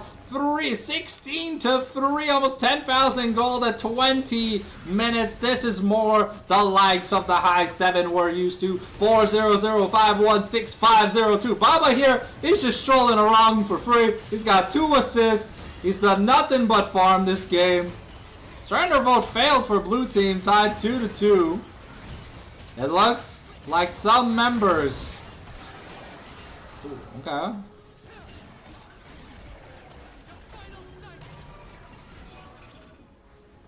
Okay. Well, we're gonna take a bit of damage. But, yeah, we're running out of structures. The structures are running very low. Here for the side of, thank you, Lorenzo, here for the follow, my man. Sorry, I didn't see it. But enjoy your stay here at the Sanctum HQ. Feel free to check out the pinned post if you want to check out for any information about the Japan trip. But we've got now a Seeker's Arm Guard picked up for this Jag, so if you thought he was going to die, that's even more impossible. And we still don't have the Archangel staff for Ebola. It hasn't even finished stacking yet. That's how fast we've been winning this game. The death cap is here, though. Is at 3 items. The man is almost 4,000 gold ahead of Barid this game. And now we're looking to just... now we're just gonna... Tune. Barid goes back to the Shadow Realm once again. Grim Deliverance gonna be used just to CC immune and get away. That's gonna be the Cloud Soul. Now whenever Jax pops the ultimate, he's gonna be moving to Mach 15. And if you thought this Wukong had trouble gap closing, well, think again. Alright, Lagan here looking, gonna throw out the Tempered Fate, try to find something. Forcing the flash here on Zuluk. Taking the bot inner turret as well here from the side of Ebola. 6-0-2 on this Viger. The man is a monster on his comfort picks. And yeah, Darcy's just like, you know what? Wait, I can take this turret. Okay, but he's like, okay, wait. I might not be alone. Okay, Lagan here going in. Barid could be in trouble, but the baby cage coming in to shield ooh, okay. Oh, the locket coming in, but it's a kill from the Braum ultimate, but Viger picks up a double kill. Ooh, Jax.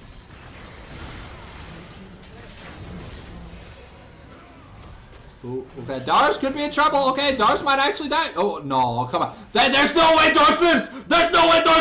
No, they're ending the game. They're trying to stop. They're trying to keep Dars alive. No. And that, ladies and gentlemen, it's got to be the end of game number 2. We've got the comeback. But we already knew what High 7 looked like when they got serious. They just wanted to give us a pre-show to the advent of destruction that they were about to cause.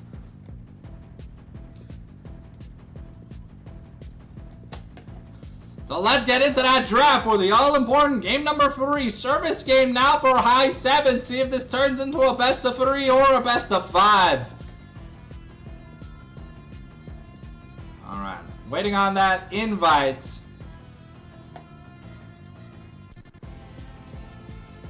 To be fair though, the members of High 7, they may elo sit a bit, but they don't actually play League that much. At least I know Vince doesn't play a lot of rank. He plays like a lot of ARAM. I can't open my message.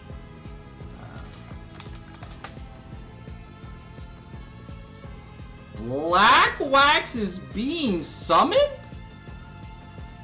Is Black Wax a sub for CAD?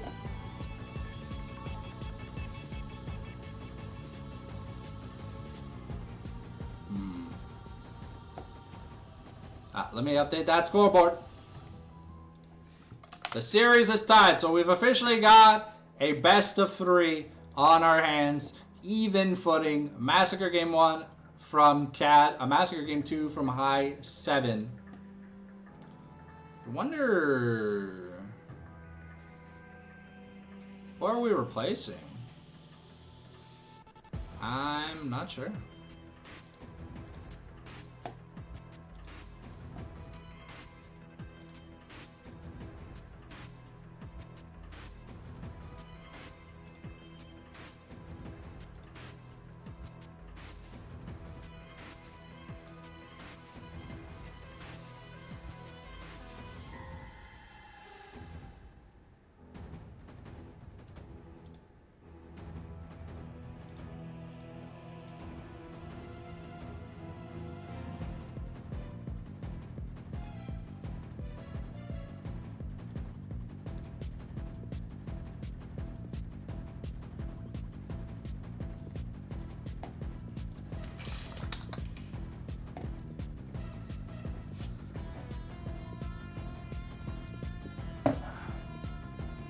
I'm so hard stuck, they made me a caster, guys.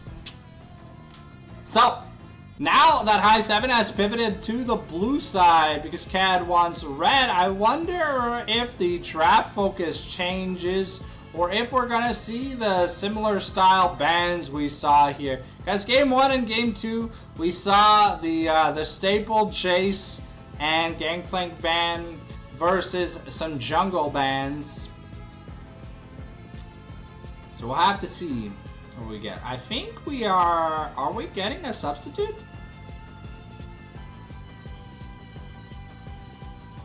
I'm trying to think where Black Wax would play because we've got... Yeah, I don't know. Honestly, I'm clueless.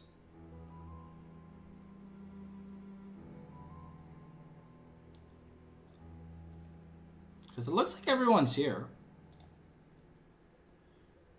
Oh, free Black Wax, c'était une erreur. Passe pas trop fort, ça sert à rien. Ah, okay, so it was a misclick. It was a misinput, it was a misinput! Alrighty, so waiting on, who are we waiting on for the draft? So we're waiting on CtrlAltDelete here.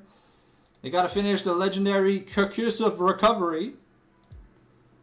Alright, looks like they are already getting into the draft for game number 3.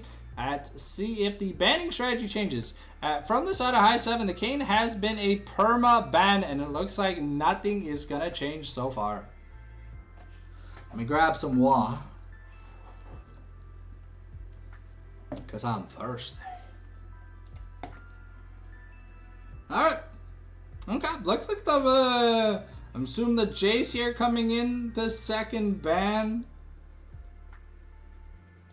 Here from CAD. Yep, okay, so the bans are gonna pretty much stay identical as the bans here. Does CAD want to just ban the Zyra away? With game 2 draft, just triple Triforce. To get behind against triple Triforce, it's a lot of added damage in team fights, and when there's no dedicated tank, it can feel kind of bad. Ooh, the Gnar ban this time against Dar. So maybe wanting to play something like the Renekton here for Roger Maniac, if I had to guess. That I'm scrolling through the top laners in my mind. Because of the Gnar ban, Jinx just gets picked up here for Baba.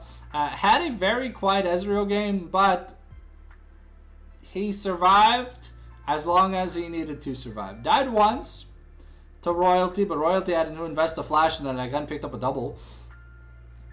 But other than that, it was a nice, clean game. Not many true shot barrages. Normally, from when I watch like Dragdar play and stuff, bro, he ults the second it's off cooldown. It's like he just knows. Ooh, the Twitch ban takeaway here from Baba. The Lulu was taken, but maybe we get some Melio shenanigans here. But Twitch Braum was a powerful combination, but now the Braum was picked. Game 2 is not really available. Let's see what's left in the pool here for enchanters. I know there's Melio, there's Sona, but Sona Twitch, that doesn't feel like the damage burst you'd want. The Lulu already gone, kind of hurts. Maybe we're just looking at getting an engaged support, but Zawuk mainly known for the enchanter. No, the Sona is going to be picked up, so we might have a chance to see the Diadem of Songs here. It's very, very, very, very, very powerful item here on the Sona. And Sona does love that free mana. I do W max when I play Sona, so I also W max when I play Lux. But I'm more used to dealing less damage and just keeping my carries alive. But we'll see if that is indeed the case. If the aria, I want to say it's the aria of perseverance. Yeah, the Zyra locked in for David would make sense. Doesn't pair really well with the Jinx, but I mean with the traps, maybe sometimes you could set some post 6 shenanigans in 2v2 team fights. Do have to be careful though. It's a very squishy bot lane for that Twitch. So if Royalty does pop off like he did in game number 1, it could be pretty dangerous. The Twitch snowballs really fast. Okay, the Vi here for Vince, looking for some lockdowns. Two very juicy targets, Sona and Twitch. Neither like building a spell shield item or having a spell shield, to be fair. So we'll have to see what Cat does, because they've got good late games so far, but they need to be able to make it to that late game without being too far behind. We'll show that it doesn't really matter. If he gets a comfort pick, he's gonna have fun. The Azir has had no priority, but even a competitive Azir has lost a lot of momentum. So this Mundo could be a flex pick, but it probably is going to be Jungle Mundo. I think Jungle Mundo just has better overall matchups right now. In comparison, also being able to ignore like the Grasping Roots when they come out. And either the Strangling Thorns, if he dodges one, then he kind of immunes the other. Also, not a champion that's easy for the high 17 to kill right now. We'll see Leandri's here from Zyra. Get the Cannon ban against Dars. So far, it's technically it's 4 Dars' bans. But Dars' pool is as deep as the Mariana Trench. So we'll see if we can... Yeah, okay. Taking the Cassante away from Roger Maniac. A lot of offensive picks means that we're probably going to put Roger on like Ornn or Cassante duty. I mean, Sion is still available though, but in terms of like the top lane matchups that Sion kind of likes, there's a lot of matchups he doesn't like that are available right now, so we'll have to see. I think for Nami we've okay, banning the Ahri away from Ebola. Interesting. I'm thinking Ahri Vi is a pretty nice combo as we are in an enchanter meta, like assassin or playstyle pick style. Mid laners do rise in priority, so I wonder maybe if we get to the point where we're gonna start seeing Annie. Annie is just really good into enchanter. See a squishy, pop a squishy. It's like, is it, you see it, you pop it. Bam! Timbers! That new Nightmare skin or Pandemonium skin, man, yeah, that gave me shivers. The no face, just glowing eyes Annie. It's an Echo here for Bereed. Okay. I mean, Echo's really good with the Dusk and Dawn build, really good into squishy targets. Because essentially with the Dusk and Dawn proc, he kind of gets to only hit you with 2 stacks to instantly proc his passive. It's going to be the Scion here for Dars. No, the Scion here for Ebola. The Gwen here for Dars. Okay, so this is the Ebola special. Play a tank in the mid lane. We kind of lack engage here though from the side of Cat, so I wouldn't be surprised if we see something like an Ornn. But the thing is, Ornn into Gwen feels really bad. But we're kind of... I mean, maybe there's a Malphite option, but Malphite into Gwen just doesn't feel good at all. I mean, I think we've seen Reg play Thanasis a few times. I don't know if we've seen Roger Maniac play Thanasis. But this doesn't really solve any of the issues the composition has in terms of starting team fights. Where now you are basically begging Sona to get a flash ult or someone to walk into a parallel convergence. So, well, with high 7, they have the go button on 4 different champions, and then Jinx, if she gets a takedown before the fight starts, she's just gonna have fun. I think it's a pretty big draft diff here from the side high 7, but let's see how CtrlAltDelete plays it out here in game number 3. It's the service game for high 7.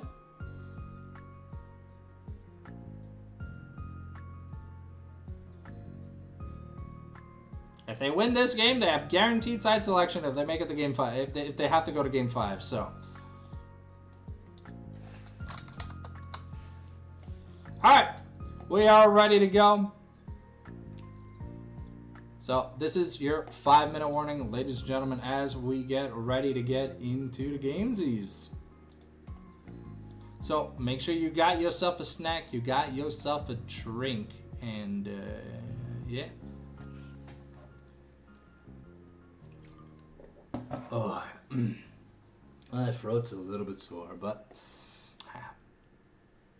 I don't know how many more casts we're gonna get until like the next season of Eternals, and I don't know how big the break's gonna be. I think what if Dave Lund's in the chat or whatever, do we know when the Sushi Cup is, or is that just this summer? So does that mean we're gonna have like what 2 months of nothing burgers?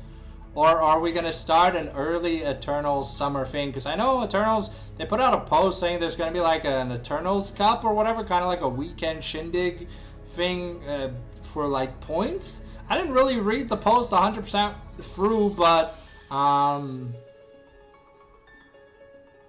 so 15th to the 16th of August. Yeah, we're in April, so hopefully Eternal Esports Summer starts in May, or yeah, right? Something like that. If not, we're gonna be going 3 months without anything? That's a little bit rough, no? That's like all of that's all of spring? Well, most of spring and like half of summer.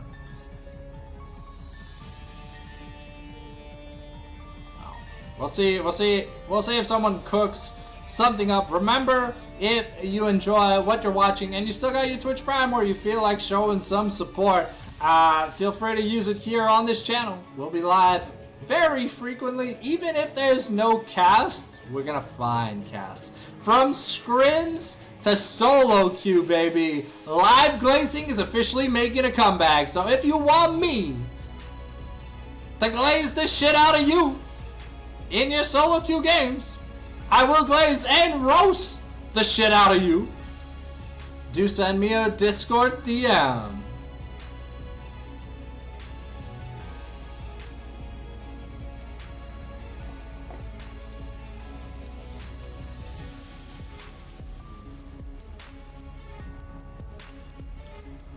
Alright, that is confirmed. The Ebola Scions. So far, I don't know if we've got a stats guy in here, but is it undefeated? Or like just a single loss? Because I don't think I've seen Ebola lose on Scion. The man's kind of just consistent. He's like the Baus, except his KDA isn't negative.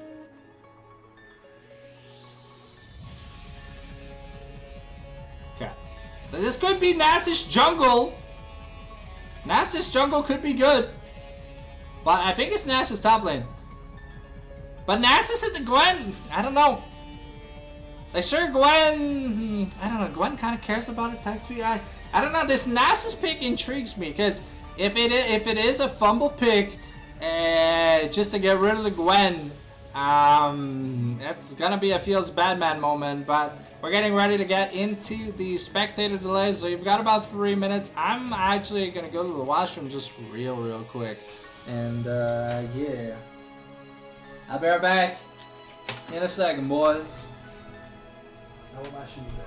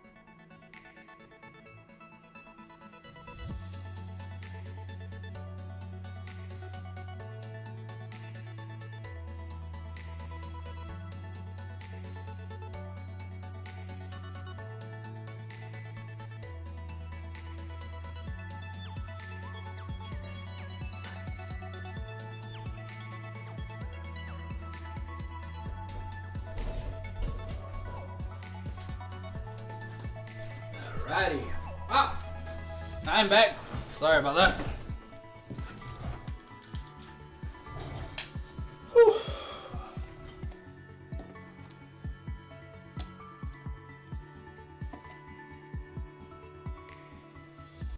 Alright, so that music up as we get ready to get into the game number 3, ladies and gentlemen.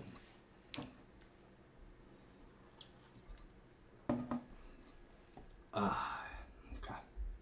My throat is recharged and renewed. Let's go.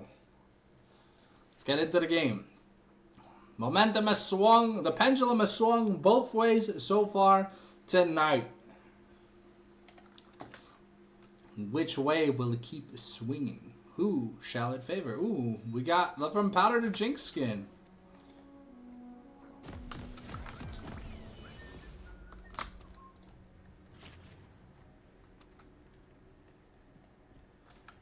Alright, so it is Nass's top. Fleet footwork. Double lethal tempo on the bot lane. Let us see what we get this game. Yeah, like I'm looking for some invasive vision. Buried here. I'm looking for something. That's the Officer Vi skin, one of my favorite skins. We use that skin quite a bit. Okay. I'm gonna drop the ward here. Instantly. Where's our oh, okay. In the mid butt bush. Okay. Echo a little bit better than traditional mages at killing tanks. It does do % health damage. So if he's able to proc his passive enough times, should be off to a good start. It is the Cafe Cuties Gwen. The Grasp versus the Hail of Blades. Echo, the one problem with Echo is if he's too far behind, he doesn't build much HP. I think we're probably gonna see, I don't really know the current builds, but we've seen a lot of mid laners build Proto Belt, sorry, Rocket Belt. So maybe that into like DD or DD. I don't know if we go Nashers, but like Echo is a champion who loves the Lich's Bane. So maybe maybe that is something we see. As a bit of Dave Judur champ. How is Zyra open? Because they have to prioritize bans on Dars. Okay, the Ignite coming down here on Ebola. Maybe it gets a little bit nasty. No, but Ebola able to get away. Okay. Mundo not going to lose the pill. Nami and Vince just going to say hello to each other. Yeah. Oh.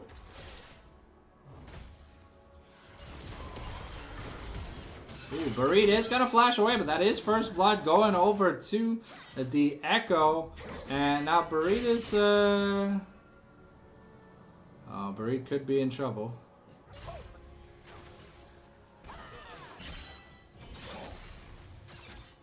Okay. It looks like Vince actually invaded Nami's jungle and just sat in it for a while. That's why they met in the top lane. So, yeah.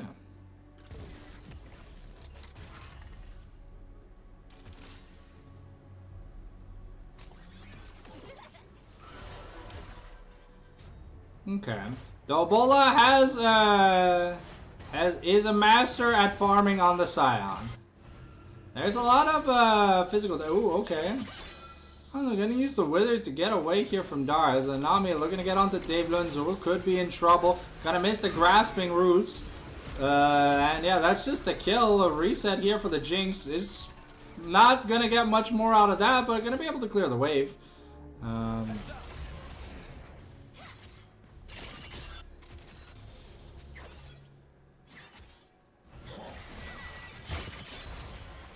was a good execute though.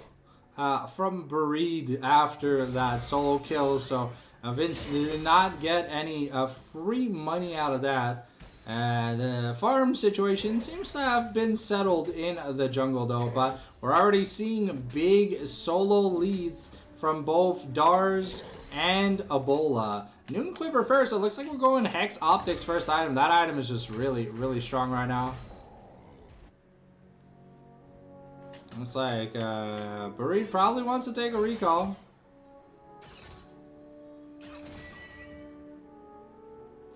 And yeah, Roger being denied a lot of farm.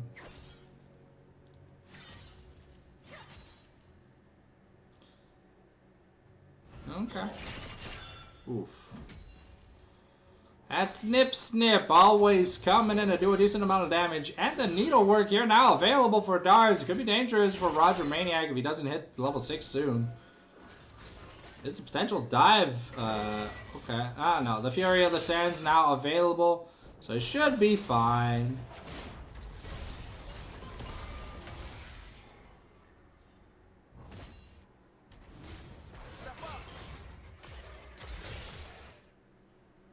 Okay.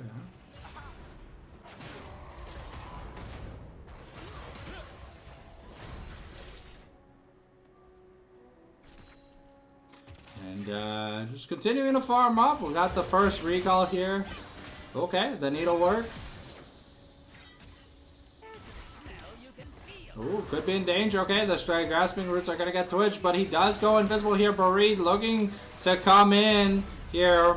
That is the flash from Roger Maniac in the top lane.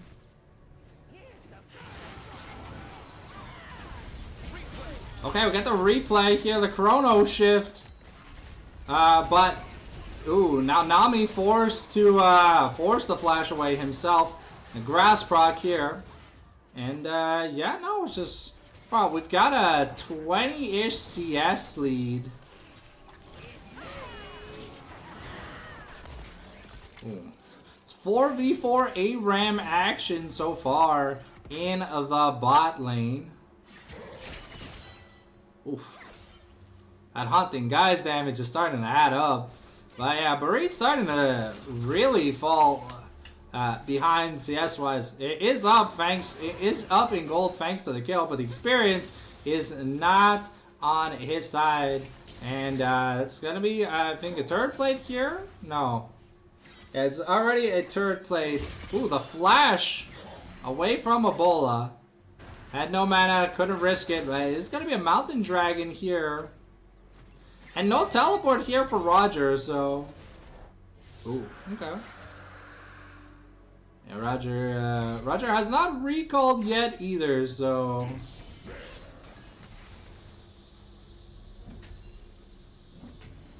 Okay, stacks are gonna wear off here for Dars. No snip for him.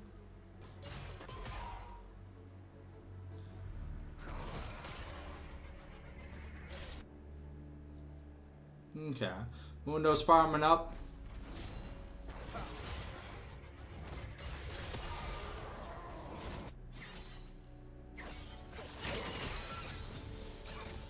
Yeah, that lead in the top lane though, 500 gold lead and almost half a level is gonna start to be impactful. Okay, Dars does miss the snip there, so doesn't get the true damage off here on the Nasus to get the chunk. Has the needlework available, but the Fury of the Sands also available. It looks like Nami might be trying to get something done by just clearing the vision, but that is gonna be Grubs taken. Okay, yep, we're gonna trade the mist for an infected cleaver, and yeah, Void Grubs going over to the side. I got the Merc Treads. Ooh, okay.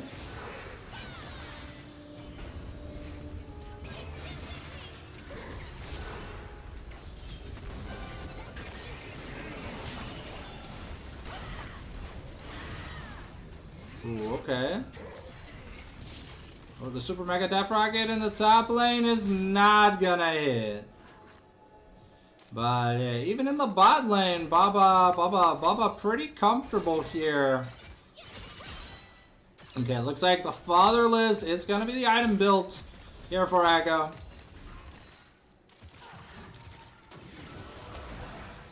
Ooh, wow.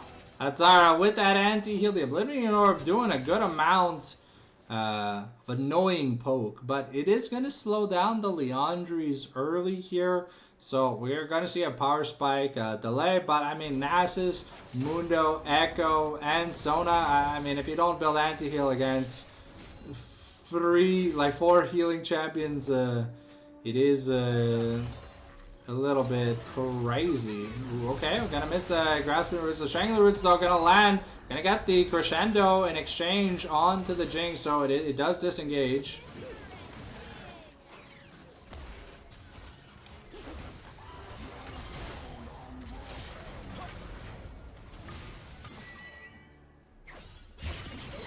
Okay.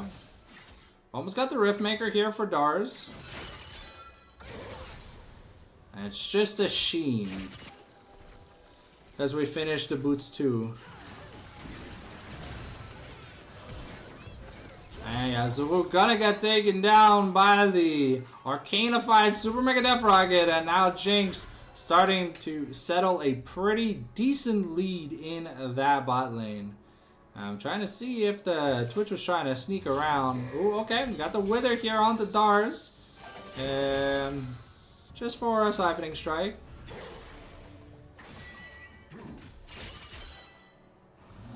Okay, another Wither. Okay. And use the dash. Okay, we're trading HP evenly, but with the Gwen ultimate, you can never be too sure what's gonna happen first.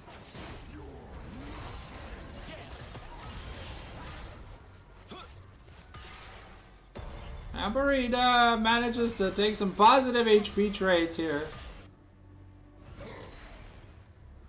Darius has to be a little bit careful. His HP a little bit low against the Nasus. We got the Hex Optics though versus the Bork. Retromaniac doing his best to deny the CS that he was denied so early in the game. And we see the Faded Ashes coming in. So Twitch might be looking for that assassination. It's already built for Sona, so we're going to get an early diadem here for Zaruk. And Infernal Dragon spawning shortly, so not going to be an Infernal Soul once again. Oh, Mundo. Okay.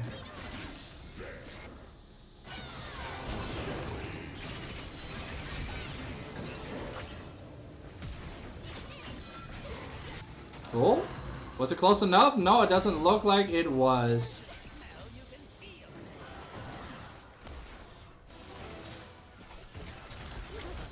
Okay, quest done here for Baba.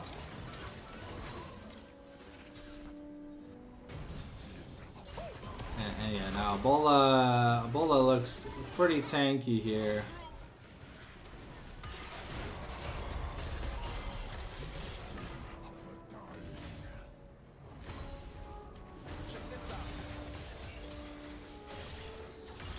With the Dusk and Dawn finished here though for Bareed, it does mean that the trades get a little bit more simple here, but that's a lot of damage. Okay, Lagan here forced to Chrono Shift coming in. There might be. Okay, Lagan is gonna die. Trade 1 for 1 so far, but yeah, Mundo. Oh, Mundo.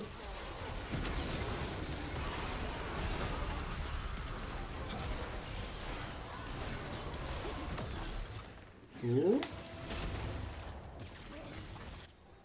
Okay. Royalty doesn't manage to get the kills he was looking to get with that Bork spray and pray combo, but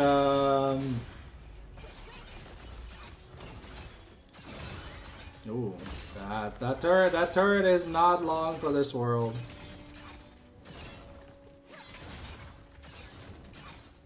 It's going to be first turret taken here in the mid lane, and guaranteeing that extra little bounty. We're looking only at a 1k gold lead though, but it was a really nice disengage here from the side of Cat to kind of try and keep things a little bit even, because things could have gotten messy fast, but Bareed picking up an important kill here.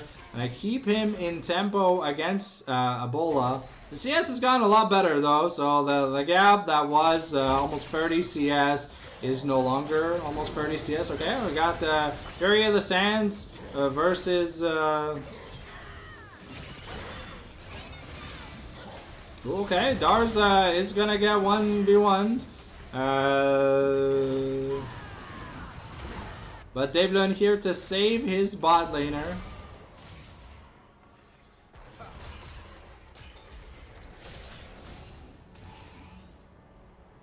And now Ebola trying to get some plates. But not gonna be able to pick them up. Though we've got a Hextech Soul this game here. Dave best support. He is very goated in the support position.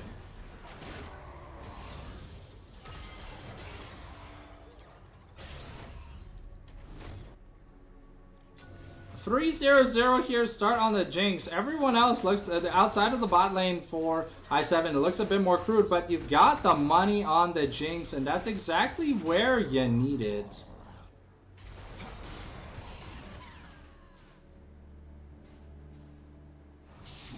Okay. Now we're looking to shut down Dars some more, but... oh, okay. The ghost popped. Another Wither. And I'm gonna die mid-wall transition. And Royalty has to run away here from Dave Lund. So the flash here burnt off Sona though, so we're gonna be especially weak in here.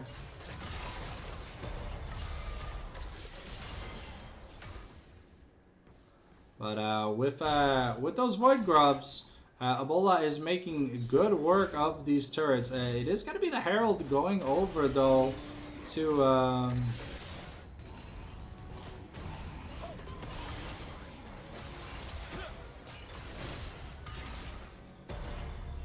Bareed could be in trouble.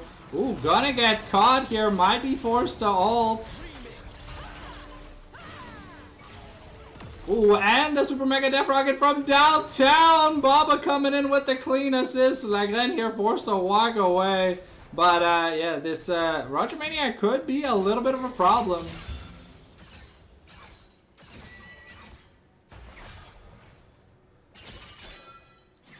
So, we'll see if this Nasus is able to carry, because another kill going over to the Jinx is pretty nasty. I think we're gonna be putting the Scion in the Nasus lane, but I think it's a better matchup for Gwen than Scion.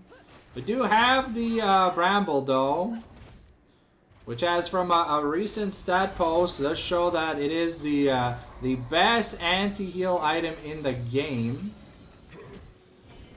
Yeah. Nasus surprisingly does a lot of magic damage with the ultimate and the Spirit Fire, so, ooh. Is Lagan? Ooh. Lagan has no ult.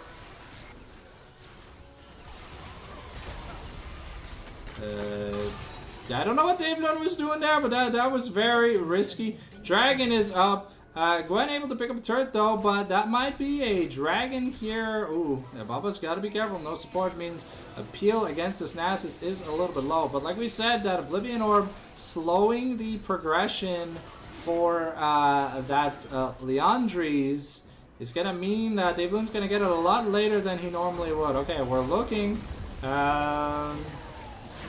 Okay. The red is going to be guaranteed. Baba has the flash over the wall. And, ooh, no, Roger Maniac not going to be able to get enough value out of this.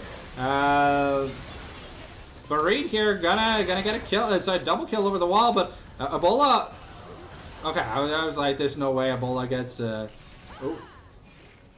In fact, we're gonna miss for Nami though, but yeah, Roger is he's bringing that pain train. Dave Lund wasn't there to build that spacing because he had died just earlier. But it is though, if you look, it is an almost free crit item Jinx though. No QSS built as of right now. No Mikhails either. And Barit here on the bot lane gonna be able to pick up a turret, I think. No, it's still far away. No, it doesn't kill it fast enough.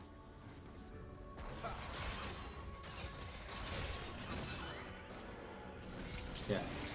Though Vince did not manage to get that steal in, so it was a guaranteed Hextech Dragon. So avoiding Soul Point for a little bit longer. We're really trying to get onto Roger Maniac.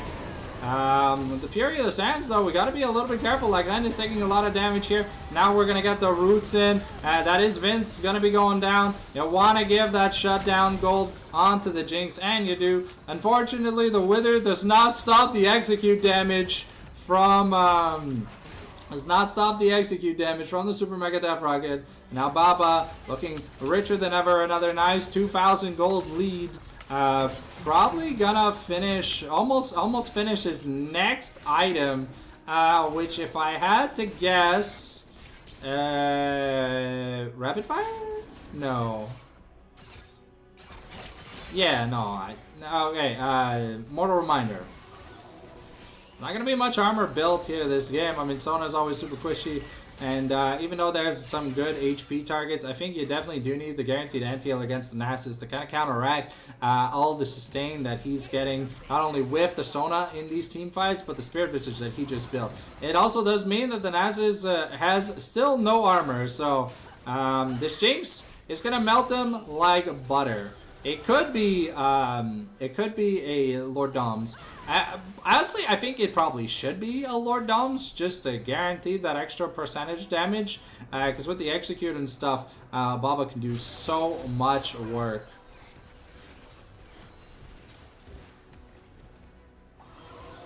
Okay.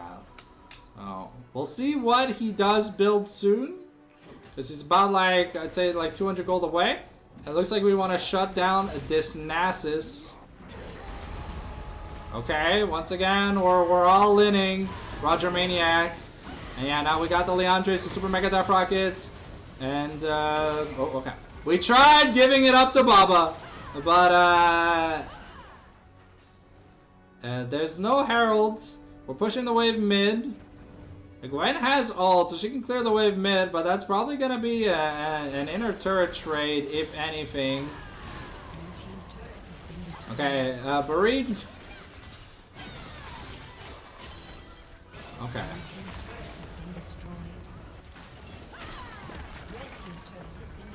Hey, we do need to get the recalls. Dragon is up in a minute. And not enough money yet for that third item. Shadow Flame here now for the Echo. Wants to be able to... It was the Lord Doms, but Echo wants to be able to get that extra juicy damage if he can get on either Dave Lun or Baba. This bot lane is the lane we're focusing on. And now Unending Despair finished here for Ebola means it's going to be decently tanky. Zook gonna flash over the wall. And now Lagan could just be in trouble. Burrito's gonna be able to pick up a kill, but it costed a lot. Sion ulted in, but couldn't make it. And now with Vince dead, that's probably just gonna be another dragon gone. But I mean, to be fair, with this Zyra plus fed Jinx, you can just trade. If they do dragon, you can just trade a... Oh, okay, Burrito looking to get in. That's a chrono shift. Ooh, okay, yeah, no. Oof. High 7 just gonna get punished. Baba overextending. And now Dave Lund forced to flash away. It's just a Sion and Vi that have their flashes left. But yeah, with Baba dead, that's a guaranteed dragon. Plus, probably the Baron Nashor here for the side of CtrlAltDelete. Taking this close game to its apex. Royalty Twitch has kind of been clean this game. Yeah, with the Echo, this Baron does melt. Yeah, they gotta try and play defense, stop Ebola and Laglen from getting into the pits. Oh, but the Baron The Baron is still at like 5k. Ooh, okay, Vince does not get the smite. Is gonna die after flashing, but now Barit could be in trouble. But this team fight could be huge. Roger Maniac's about to get taken down. And yeah, that big shutdown. Now Barit's got to try and get away.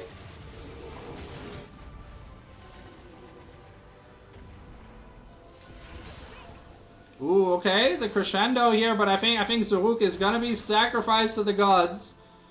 Now the question is, who is she gonna be sacrificed to? It's gonna be Ebola. So looking at that, it was a Baron on just... Is it just Barit and Royalty? Yeah, it's just Barit and Royalty that have the Baron, so not the highest impact Baron. Keep in mind that with the changes this season, the Baron doesn't really give that much money. The big shutdowns, the shutdown that Gwen was able to pick up was pretty nice. Okay, Roger Maniac does have to be careful. There is a lot of people here. Okay, we've got the Leandries.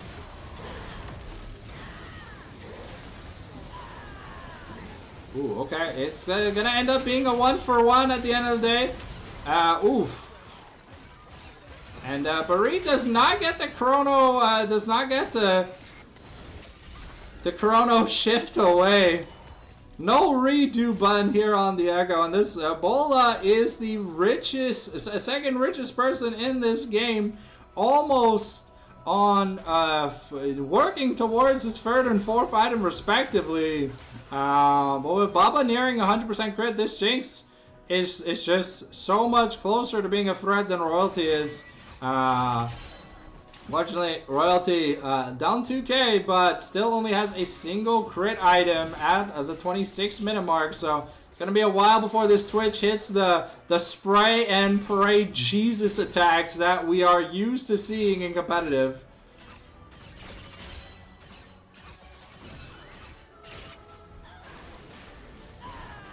Okay, Thornmail now finished. We're going Titanic here. Ooh. Darius could be in trouble. Oh, the Infected Cleaver is gonna... Oh. Nah, there ain't no way Darius lives! Barit tries! He's gonna have to chrono shift away, but Darius just lived that. Oh my god. Yep, step up as you get shut down. Baba definitely happy, but that means Royalty gonna be able to get a little bit of might be an inhib turret trade, but if they don't stop, that's just the end of the game, because there's 4 people down. Yeah, with the Thornmail, okay, it's a 2v4 defense. Is it gonna happen? Okay. Royalty looking for the sneak attack angle, but it looks like we're not gonna siege for long.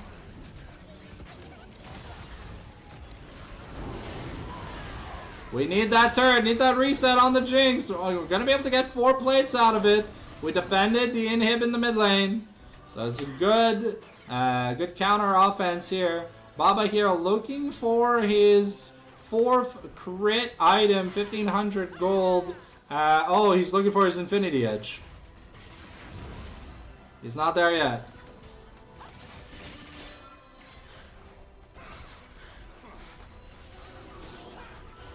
He is, ooh, he's rather close.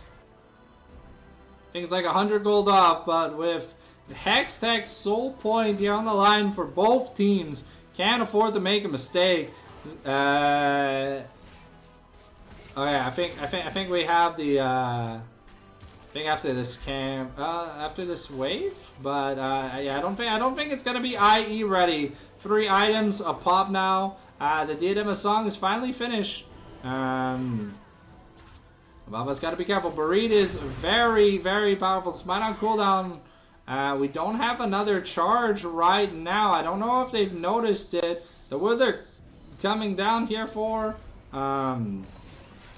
Okay, Barit looking for a nasty play. Gonna invest a flash, trying to make a play here. But that was all of Barit's cooldowns for essentially just Zyra's Flash. I don't know how much Zyra's Flash is valued at. They are... okay. We're trading the dragon for an inner turret. There's no Echo ultimate. Okay, now Burrito's in trouble. Okay, Ebola able to buy some time.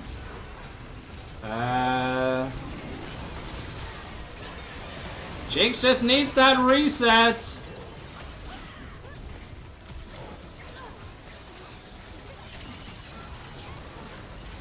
Roger Maniac's trying to survive, but he's not gonna be able to.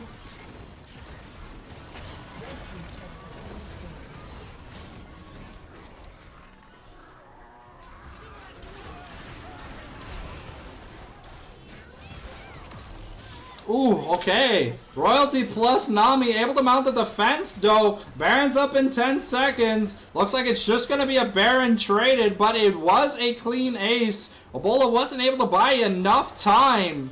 And while he was buying time, the DPS, it was everyone versus Roger Maniac, and it wasn't enough. So we'll see here. Infinity Edge now completed.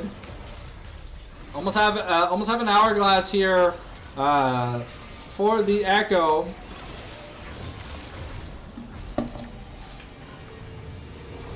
And Vince having a bit of a struggle bus game. 0-6-10. And now have some lifesteal here on the Jinx. Titanic finished up. No Zonias yet on the Gwen. Still has the components. The Rylai's coming soon, I imagine. But that is the Randuin's finished here for Mundo.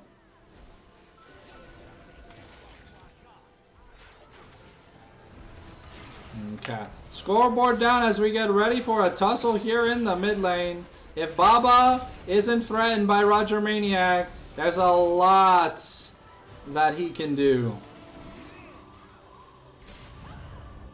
This is the closest game so far. Only 300 gold separates both teams from a series point, a match point, a series point win.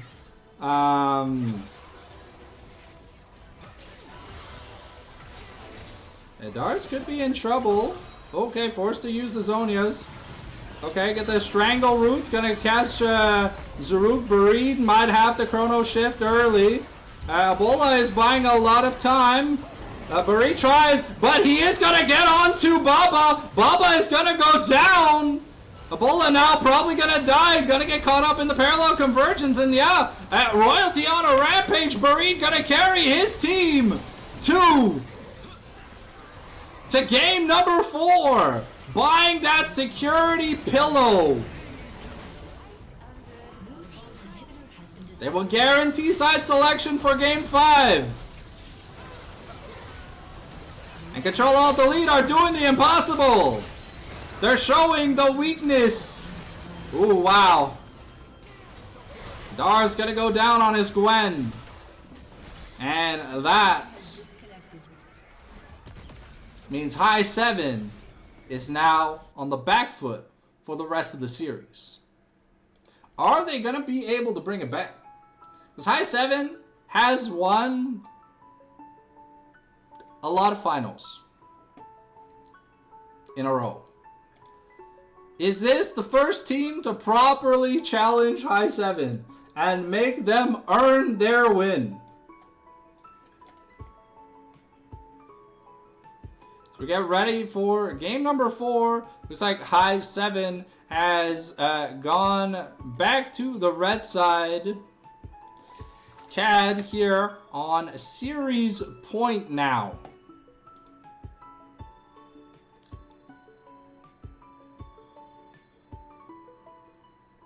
Yeah, now Zyra does not stop Mundo. Zyra also does not stop an Echo who just one-shots Baba. So, I thought, compositionally, it was a little bit GG seeing like the masterclass draft here from High 7, but it looks like that wasn't the case. So, we'll see if High 7 have any shenanigans left in the backpack, because a lot of the staples, the The Bola Scion, the Bola Viger, two very consistent things. The Viger worked out, the Scion did not. But hey, who could have predicted the Echo? It was quintessential in assassinating Baba in almost every single team fight. It was a very, very close game till it wasn't. As we get ready for the Game 4 draft, friendly reminder to stay hydrated, ladies and gentlemen. You don't want to be dehydrated. Let's turn on the lights, shall we? To give you guys a little bit of light.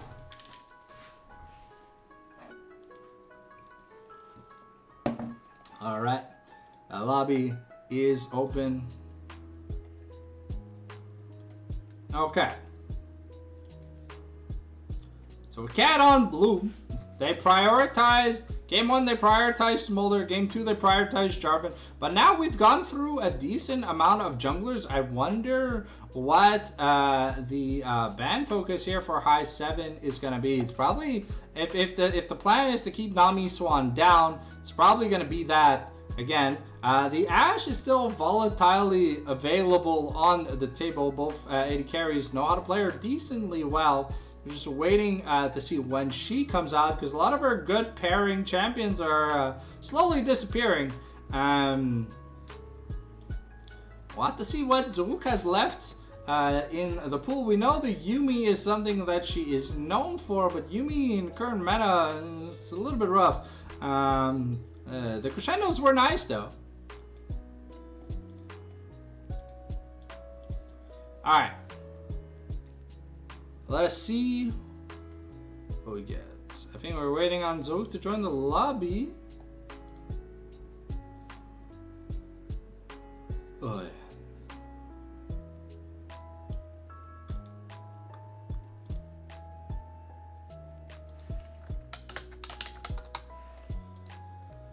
Alright. High 7 have given the ready check.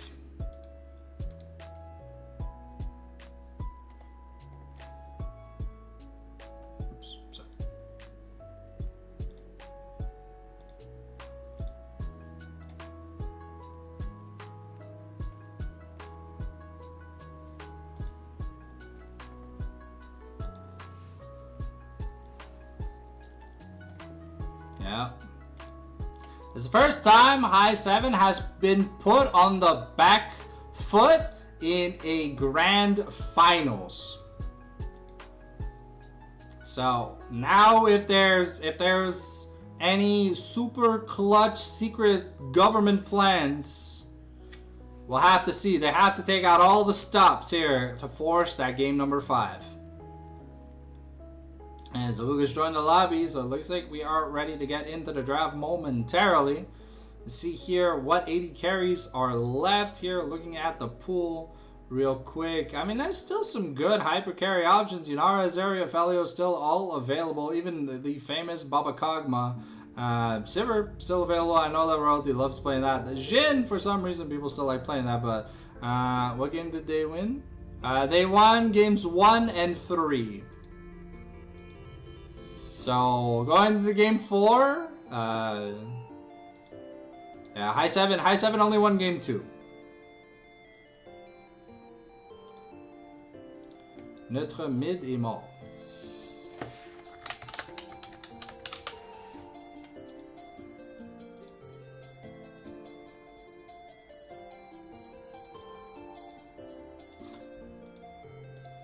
All right.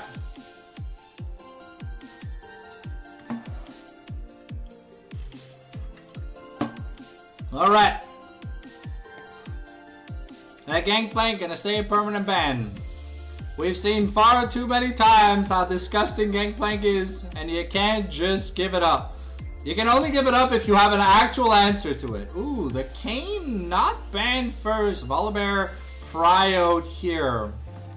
I wonder what that means here for the side of High 7. What are they thinking about? Because Nami Swan's Kayn, it's a little bit nasty. The Swain Xerath Wombo is something that has tormented solo queue for a while. It's the permanent accuracy buff So, for those of you that don't know, when Kane ults, he is inside someone. No, never mind. But when Kane ults, he is inside someone. So if Xerath ults Kane, he will guarantee the shots every time.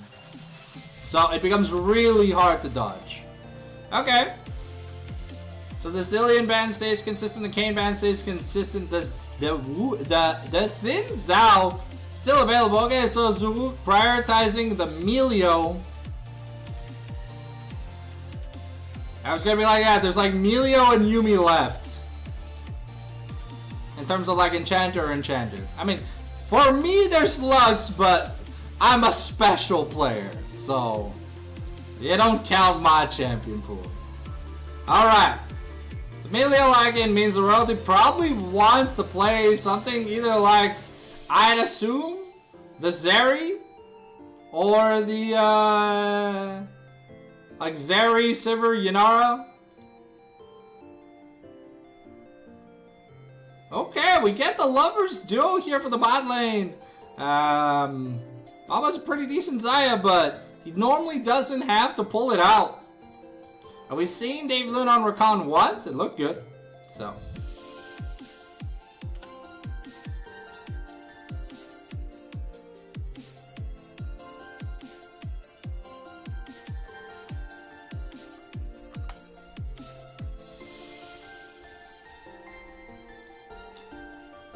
Okay, the Ashe. Oh, no. On Hitverse?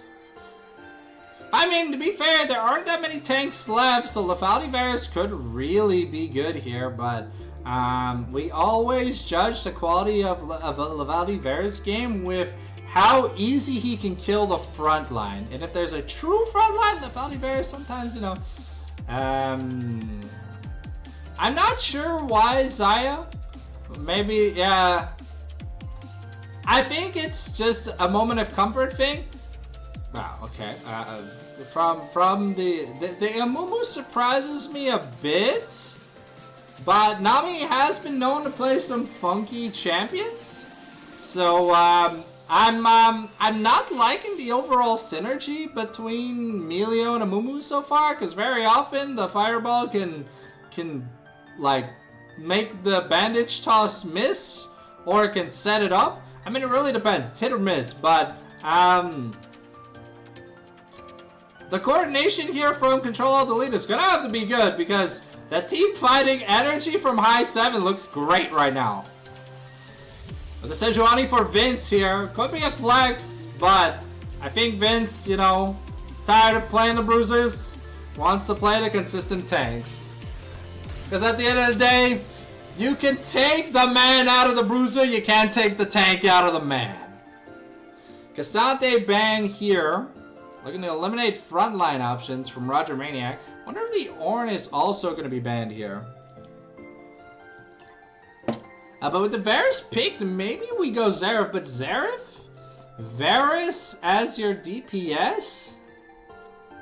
Feels very awkward. But it's been perma-banned against a Buried. So, we'll see here if the Xerath gets taken on. No, it's the Mel. Okay. Mel Varus definitely a much stronger DPS duo. The Kennen and Kale permabans here in the second rotation against the likes of Dars. So let's see here. What are we blind picking here for a bull? I mean, I honestly, with Rakan and Sejuani, I really like Azir or Yone. I think Ebola can play both. No, it's gonna be the Victor. Okay. Is it gonna be a Victor that does damage or a Victor that scales the late game? I'll have to find out, because if we see that Rod of Ages, the damage output right now from High 7 is not that high. But it also really depends for CAD if this is Lethality Varus or on hit Varus. Because on hit, I mean, Rakan Sejuani, not that fun to play in melee distance of an insane amount of crowd control.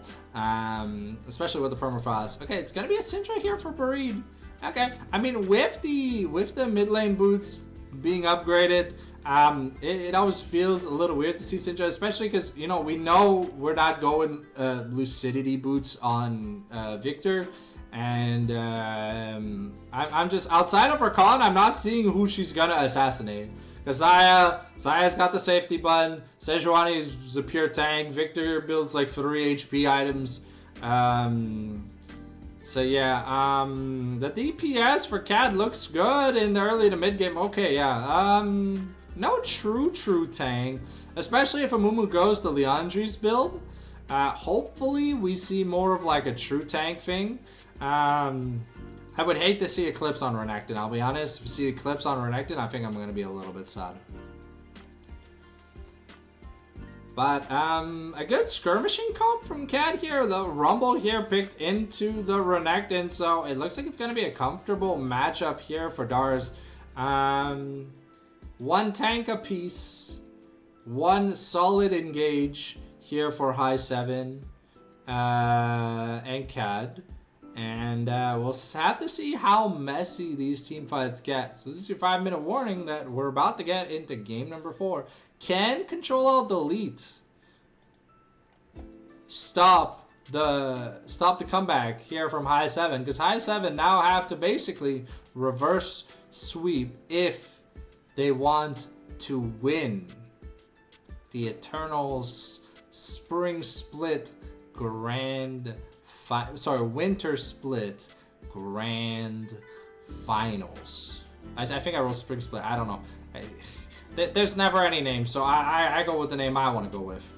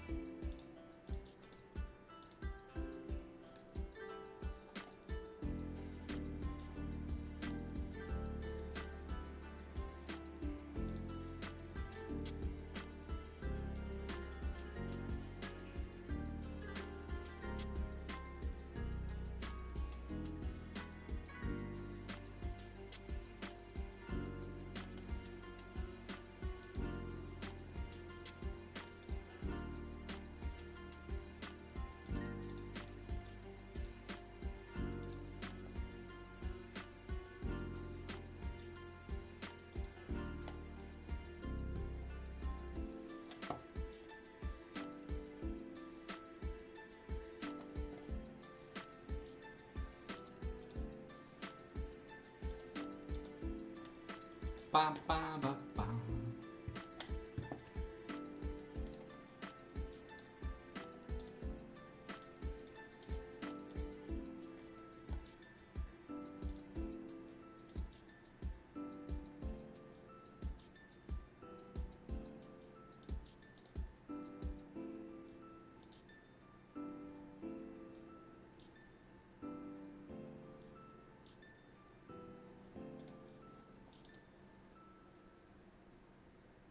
Friendly reminder, if you enjoy what you're watching, it's a new month and you want to support me, make sure you use up your Twitch Prime, or if you got that Jeff Bezos oil money, you can always use a regular sub. Memberships on the YouTube channel are also $3 if ever you need an alternative that's not $8 on Twitch. And daily uploads at 10 a.m. on the main channel, and on Fallen Sanctum 2, we've got shorts every day so far, for now, at like between 9 and 10 p.m. A new one just came out, Noodles for Breakfast. You gotta check it out, that was pretty funny.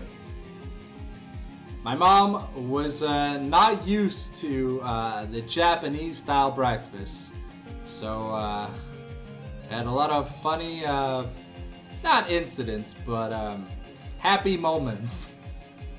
But she saw how many noodles the Japanese enjoyed to eat.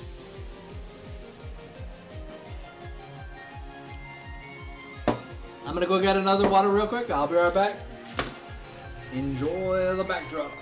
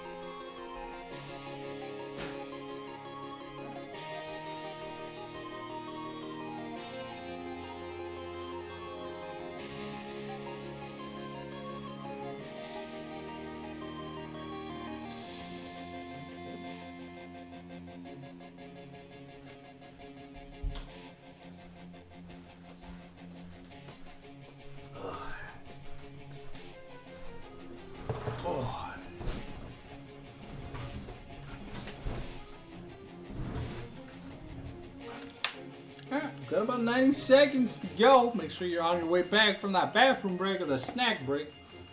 So you won't want to miss out on the action.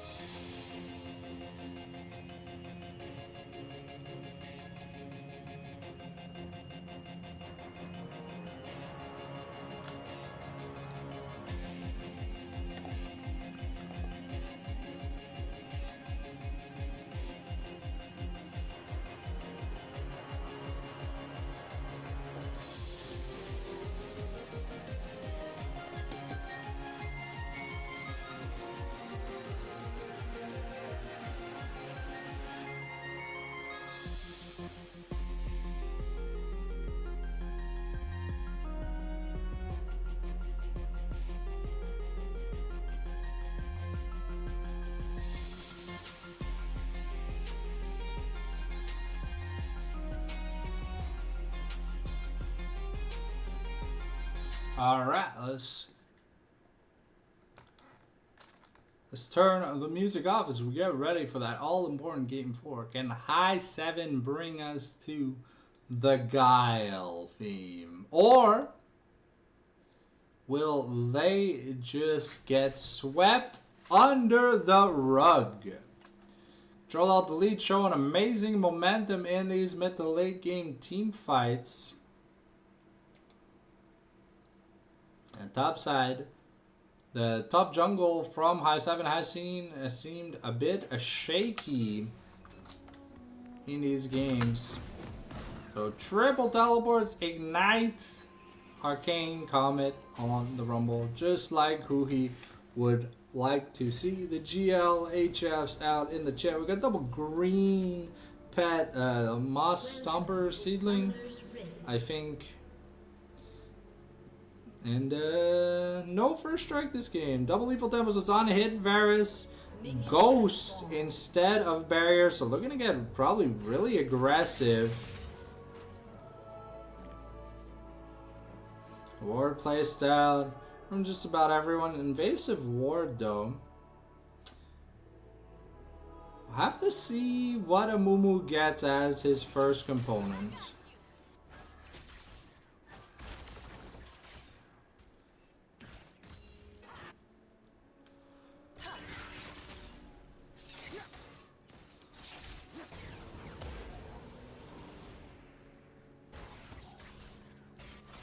Okay. But then looks about even right now. Yeah. The Renekton Rumble matchup is not one that is very fun for a Renekton. Just to sit there and kind of just eat the Flame Spitter.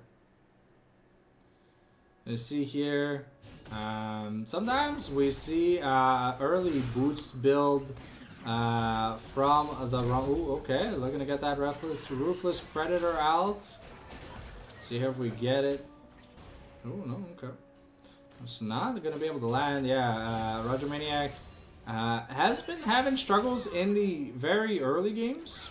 So we'll see here if his early is a bit better. I mean, it's not a good matchup for him at all. And yeah, every time that Arcane Comet procs, like, a bit of your soul just dies as a Renekton player. It's like, why do I have to keep taking this abuse? And double Electro Harpoon, the harass is insane. And the second one does miss, so it doesn't do that big capstone damage. But Super Mega Fire Kick gonna break off the Quill Shield passive. But Ebola seems to be rolling Buried in the poke, especially with that Airy versus that Electrocute. So Syndra's not able to connect her burst. It is a lot harder on her to get her stacks in.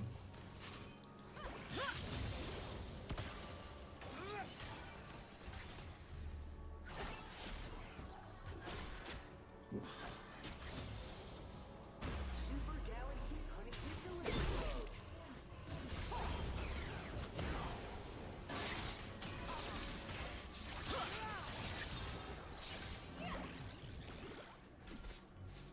Okay, ooh.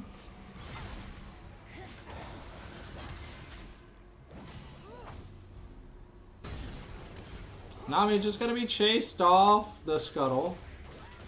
Oof.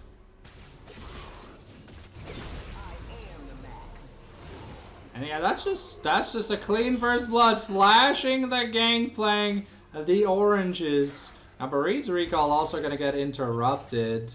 That's gonna be double scuttle also for the Sejuani. So yeah, it is gonna be the AP Amumu variant. I'm really not a fan. Yeah, it's Faded Ashes versus just a Negatron, no pus. Roger is so poor this game. It looks like he entered a new tax bracket but forgot to file his taxes because the IRS, Rumble, the IRS agent just took everything, man.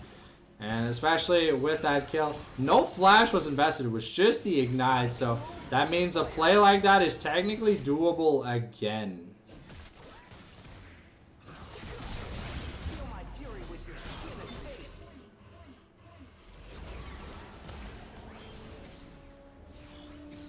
Yeah, they've been here with the rotation, just trying to make sure that the aggressivity here is not punished. Forcing the flash away from Roger. Now this Renekton is very vulnerable. Xayah takes a bit of a dip CS-wise. Maybe gonna miss 1 or 2 CS while being pushed under the turret. But yeah, double Faded Ashes. Okay, so we are going... I don't know, this it's not a Rod of Ages. Ooh, okay. So we're looking to get that super mega fire kick. So yeah. Oh, Baba is gonna miss out on a cannon, so it feels bad, man, for him. But first plate in the mid goes over.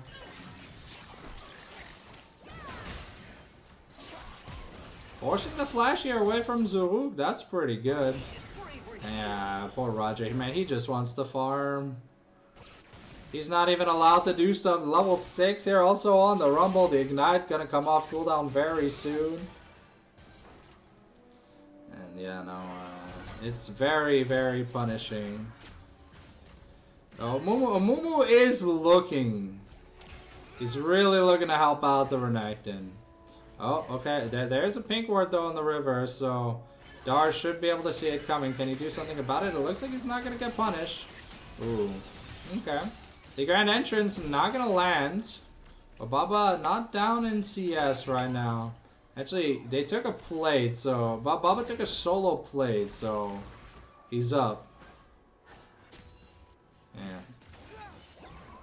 Mumuna has to take a recall, and yeah, not getting many useful components. Getting some AP. Ooh, okay.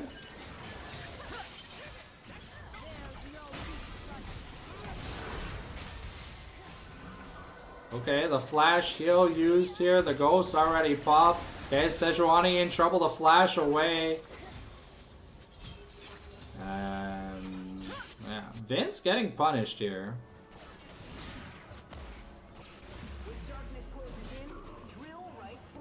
Ooh. That poke.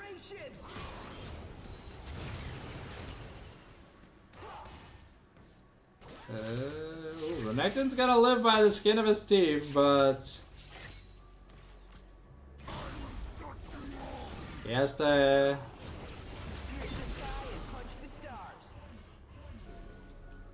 Yeah, that was some.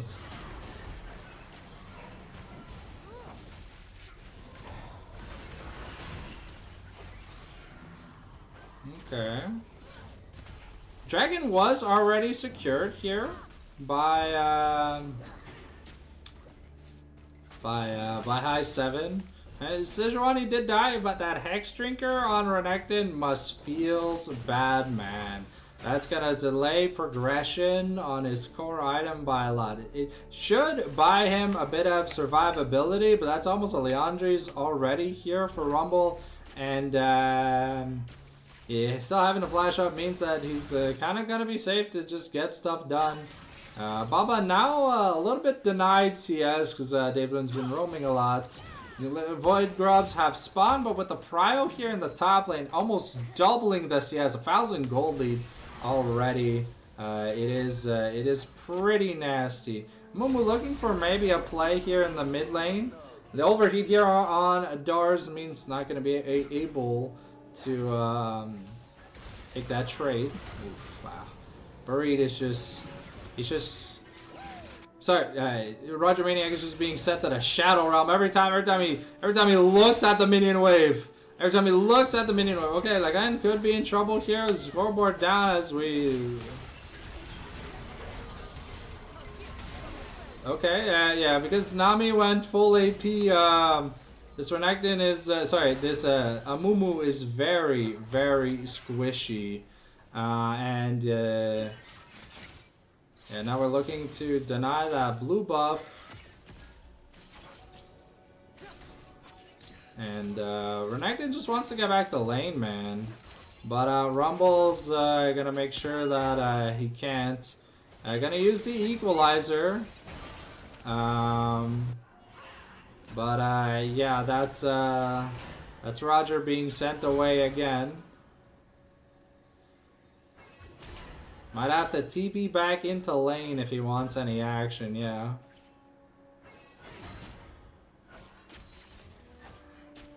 Yeah, the no mana component so far though for Ebola does mean the top and mid are getting annihilated. Ooh, a nice Breath of Light. Dave Lund with some really good turret aggro. Ooh, okay. Dars could be in trouble.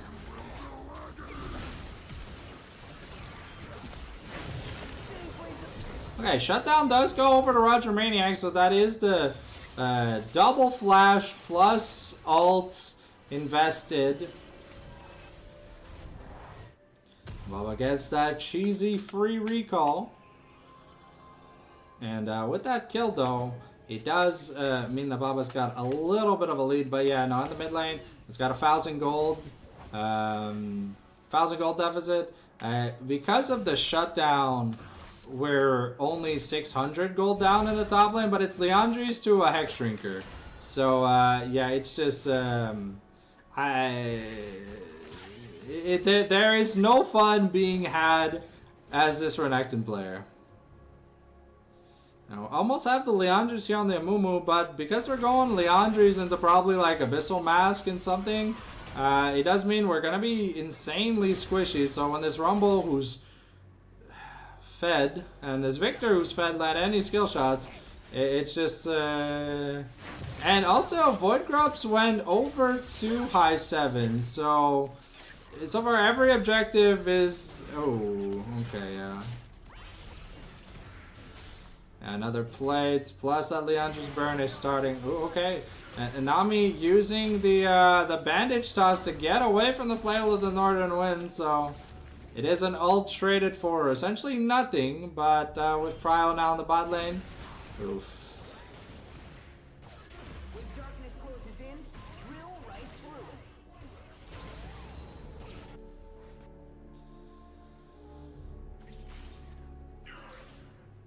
Luden's Echo now finish here for Buried, but ooh, Zaruk looking.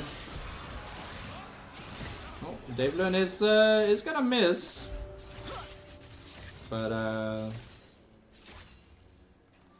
that is the quickness now on cooldown. But we picked up the Infernal Dragon. It's gonna be a Cloud Soul this game, like it was in game number 1. What is Renekton building? Tunneler? Oh.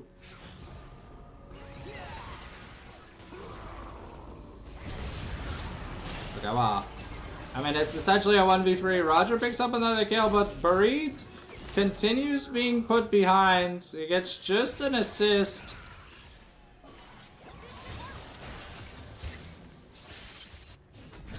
Okay, Roger is going to be able to pick up at least 2 plates here, but...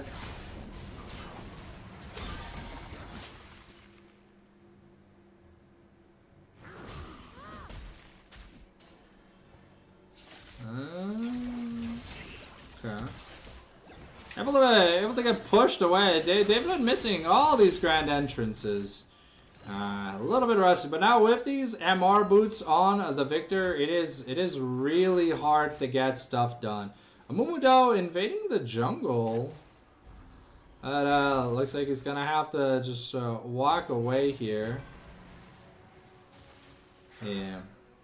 We've got Cloud Soul Point here in just 3 minutes already.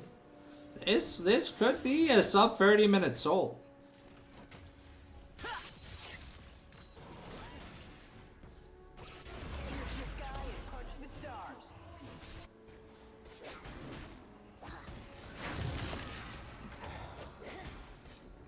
They've put a lot of faith into this Roger Maniac Renekton. They've given him all the attention. So, okay, yeah, those boots mean that the trades are never gonna be favorable.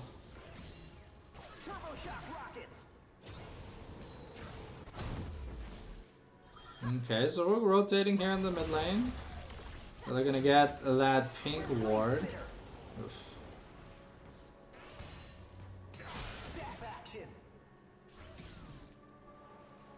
Okay.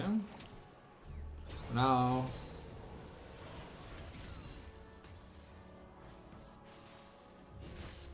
Okay. Scoreboard down. We're gonna find the ward here in the top lane.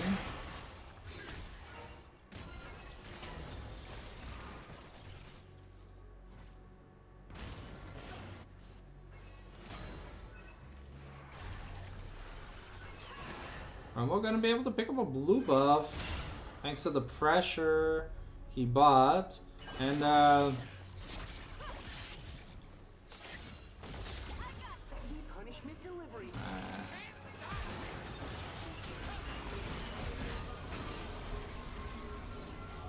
okay.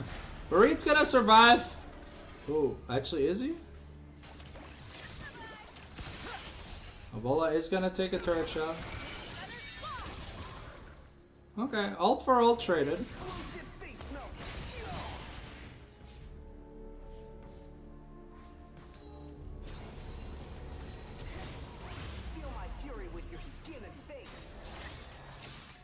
Okay, that is the flash invested by Nami. Okay, Renekton ult.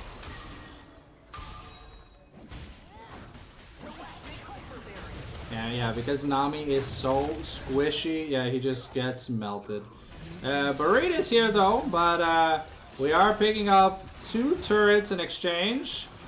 And yeah, Ebola is just too tanky with just those boots. Just 3 turrets taken already. A massive gold swing.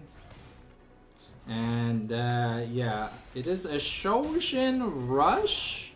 It's the first item Shojin on Renekton.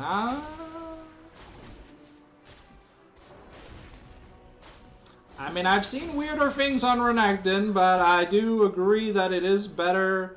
It is a better item than an Eclipse. But the difference is he's got to be able to get in the range. Bork finished. Tsukuyomi almost assembled here for Baba. He's looking to survive. Barit is looking to survive the onslaught by building the same defensive boots. A little bit more effectiveness here from the side of Barit because there's a Rumble and a Victor versus just the Syndra. And I guess the Amumu, but... Okay, Cloud Dragon's being worked on. We get the teleports here.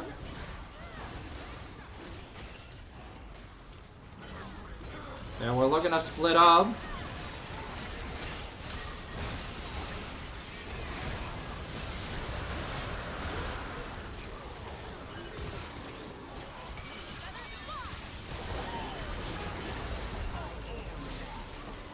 Okay, Dars is a madman. He's so fed, and yeah, Ebola just doesn't care. Yeah, Ebola's not dying here.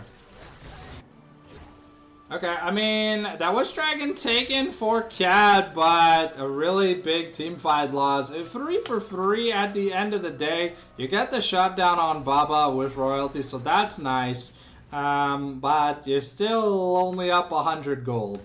So that is a bit of a feels bad man moment. And yeah, Bola does a lot of damage. So Merc Tread's here for royalty. It's gotta try. So, but I mean, it is clear the only one you really gotta care about on this CAD roster right now is the Varus. And yeah, this 50 CS lead in the top lane is a little bit crazy, but there's also an almost 50 CS lead in the mid lane. However, the good news for CAD is that Varus has a lead. Very slight CS lead, but he's got a lead. The Ginsu's also being done is really, really good news here for royalty. He's now going, I think we're going Dusk and Dawn on the Varus. It's just a really good item. Maybe Nashers, maybe Terminus. Yeah,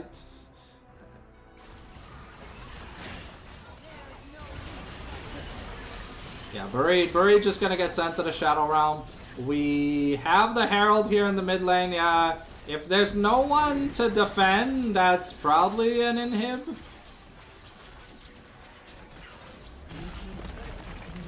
I mean, you gotta send someone back. Rumble's gonna use the equalizer on the mid wave. And okay, now Renekton recalls. Maybe we get something out of it. No, we get almost 4 plates from the from the top inhibitor turret and the top inner turret. Dragon. Ooh, okay, Nami could be in trouble. Oh, Amumu just going back in. Okay, it's gonna be a smite here. Oh, okay, but it's good team fight. Ooh. Okay, I mean, good team fight here.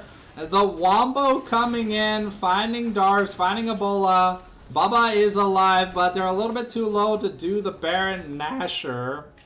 That was some good shutdowns though, but Amumu once again picking up a shutdown is not really the target you want. You really want to give this money to like Varus, or I guess Renekton is Syndra building a Banshee's Veil second item. Look, I get it. There's an insane amount of CC here, but okay. Okay, Nami coming in clutch and royalty hurting. As Baba's barrier down, but he'll have his ult back. He'll have his ult up by the time a dragon comes up. And now we're on double burn here for Victor. I think we're going Shadow Flame next.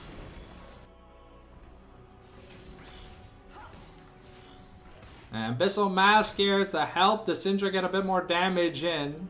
And technically Varus with this magic damage, it just looks like a Terminus. I think we're going for a Heartbound X. Hey. Alright.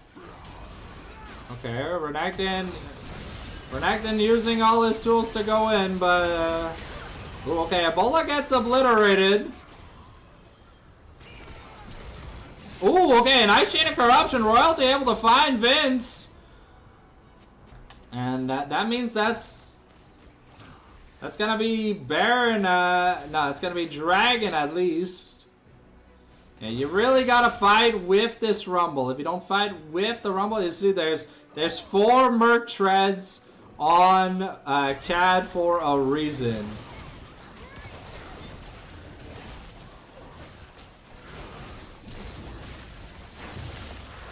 2 Cloud Dragons so far. Baba nearing his Infinity Edge. But, yeah, Buri definitely needed a bit of that money. And they are able to take a outer turrets. It looks like the call is to go Dragon. Sorry, is to go Baron. Or at least clear the vision around it. Nope, it is to go Baron. Okay. No TPs from Renekton and Syndra.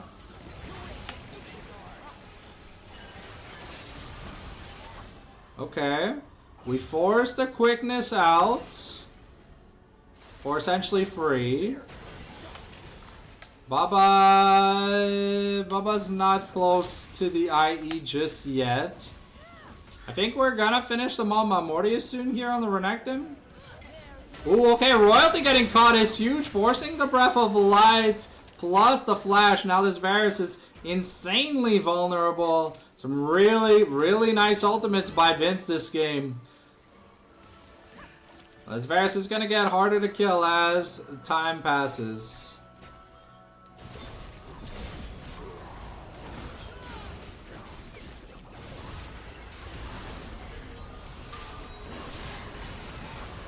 Okay, Chain of Corruption is gonna miss. Ooh. That is Equalizer going down. So, at the end of the day, it was Melio's heal for Sejuani's Flash and Evelyn's heal. Okay, Mama Mortius finished. We've almost got double Shadow Flame here. I think Victor's like 100 gold off, so he's gonna go get the bot lane wave. We got the Randuins here because of the amount of Shadow Flames that are coming through. Locket now picked up for Rakan. Seeker's picked up on the Rumble, so that's gonna be pretty important. Well, we've yet to see a quintessential Equalizer plus Arcane Storm. That's what we're looking to get. Okay, nice, the double dash.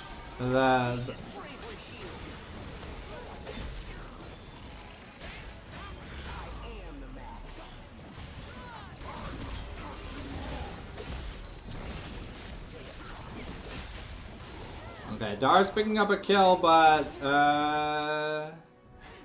they managed to force anything in the mid lane? No, it looks like essentially Renekton died for free. Yeah, Victor is hard to he's not that tanky, but with the MR boots. Ooh, okay, so Ook forced the flash away and the ghost popped away from Royalty, so now Royalty is truly oh, what is Vince doing? What is Vince doing? Ooh, Baba! Jesus. Hi, 7, making some very questionable plays. That's gonna be... I don't know, is that Baron? Yeah, I think it is.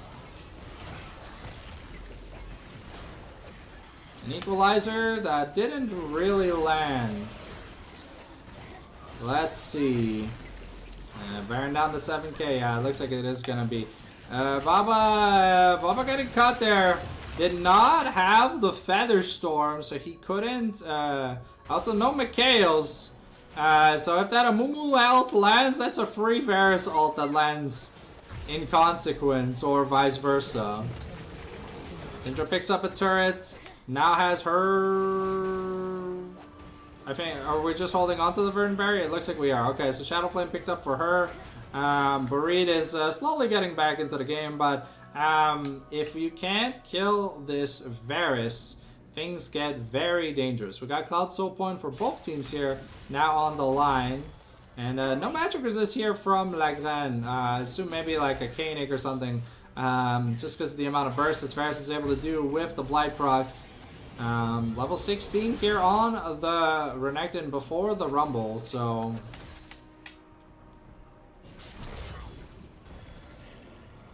We've got the Dragon here in 10 seconds. The recall here from Rumble, I think he's waiting for a needlessly large rod. I think we give up this Dragon, try to fight for the next one, because Varus on 4 items is a little bit scary. Has the Jack Show now, so he's really hard to kill. I guess, yeah, they really want to give the team time to scale a bit more into this late game, but the Royalty really proving his worth this series. Saying, I'm better than Baba, I know I am. And I'm gonna hard carry. Yeah, it's kind of crazy when the AD carry is the same level as his mid lane in his jungle. So here we take the mid inner. Nami looking for that that perfect bandage angle. Ooh, okay, Baba gonna get chunked. Oof. Wow. Oh, that was the electric proc. Yeah. Okay. Yeah, the Baron means that Victor's wave clear is not that great. Royalty and Roger able to pick up some good turret damage.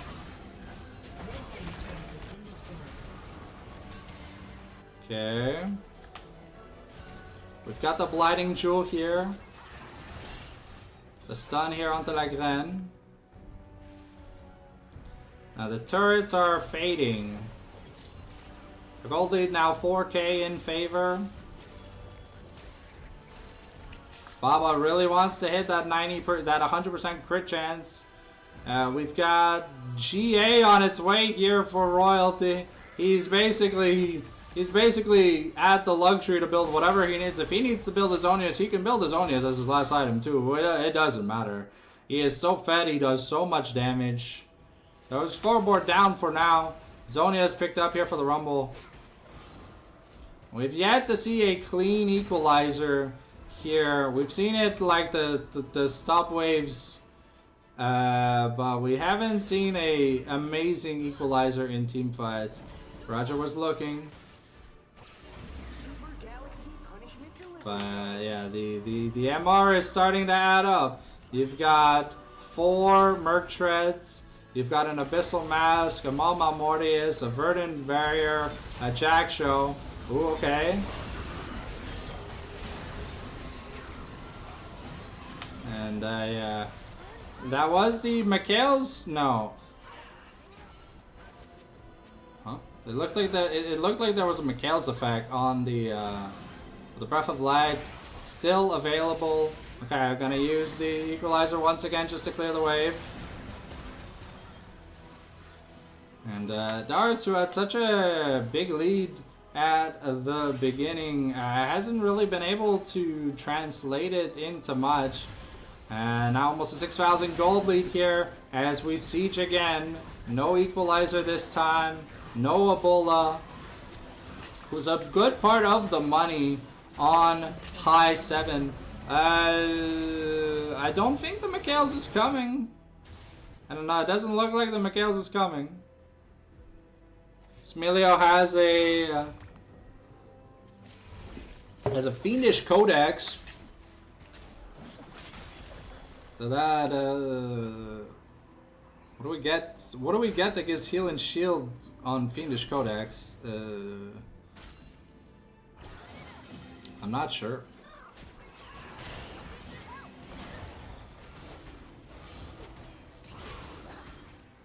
Okay, well, Soul, Cloud Soul, it would be 4 Cloud Dragon Cloud Soul with a Renekton and an Amumu. That sounds disgusting. I think this is they're gonna pick up a little bit more HP. Still no magic resist here for the Sejuani, and a Koenig almost finished here for the Amumu. So Nami Swan definitely, yeah, that's the Koenig. This is 4 item Amumu. It's almost 4,000 gold lead here. Baba is Baron spawns in 20 seconds. Cloud Soul spawns in 50. Ebola is like 400 gold off the Void Staff. Okay, Seeker is now picked up for Syndra. Scoreboard down. We get the teleport here from Buried into the mid lane. I mean, that Cloud Soul would be a bit nasty. Royalty is recalling. I think he has GA.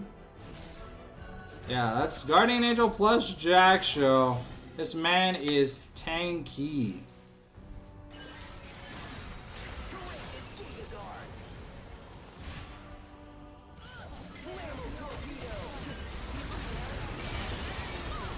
I mean, if he killed the engage,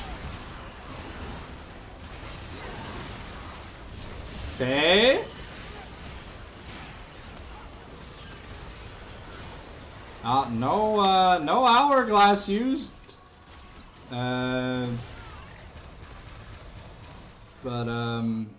Interesting D vitamins, 1 for 1, but that's still gonna be the soul. Oof. Yeah.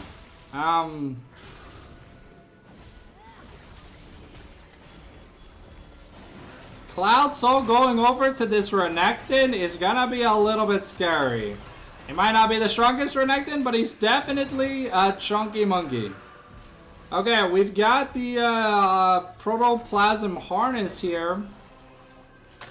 We are really close to the LDR. Inhibitor turret picked up in the top lane though by the minions.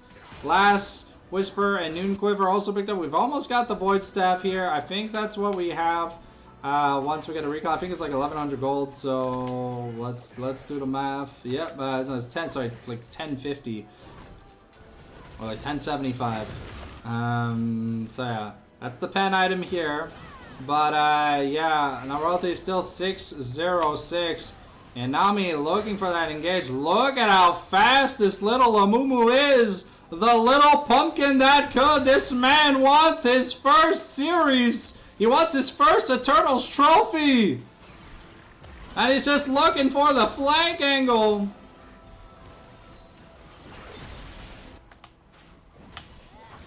Okay. We've got Baron up. There's a big wave bot lane though. Okay, we're starting up Baron.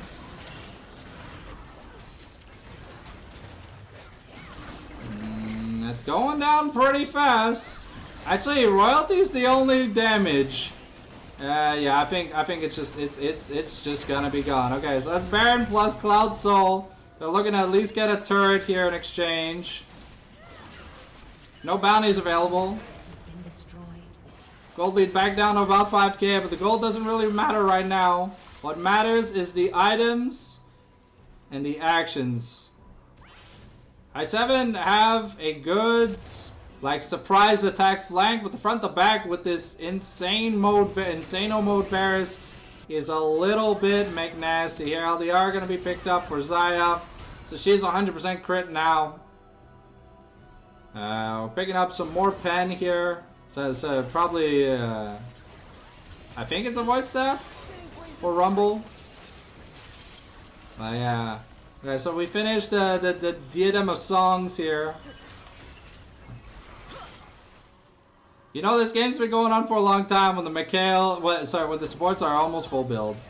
Okay, able to kill the cannon minion because with the Baron changes this season, the cannons are what are scary because they do so much damage. Okay. Yes. So we're able to just clear this inhib turret. It's a last stand defense. Can High 7 survive, or will they face, or will they be eliminated? Giving CAD their first title here in Eternals. Royalty really playing for that tier list. It's like, bro, I'm S rank next tier list. Ain't no way I'm not. Ooh, okay, Vince gets stunned up. Okay. Okay, we get the engage. The Sejuani dies.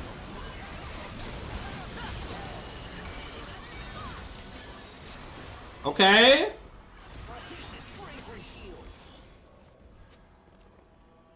So it's a 1 for 1 so far. It's a 1 for 2 so far. Ooh. A bullet takes a lot of damage here. The teleport coming back in from Renekton. He's gonna come in with that insane HP shield. Yeah, with that,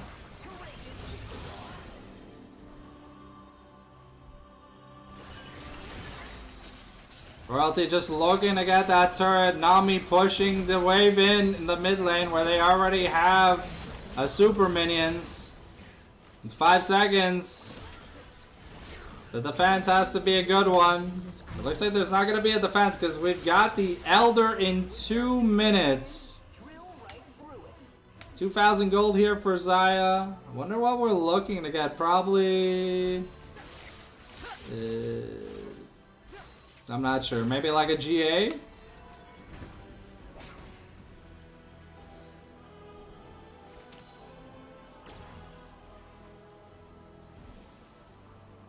A BT gonna be the last item here. Sorry, the 5th item here for Zaya. 20,000 gold. Royalty has 20,000 gold, ladies and gentlemen. This man is rich beyond belief.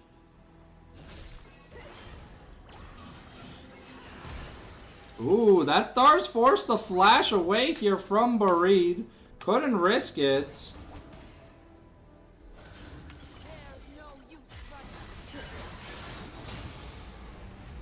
Okay, a Mumu ulting. Remember, he has that Cloud Soul movement speed, so he goes Insano mode. Oh, okay. Oof. We're looking. That's a lot of damage. Royalty gets charmed.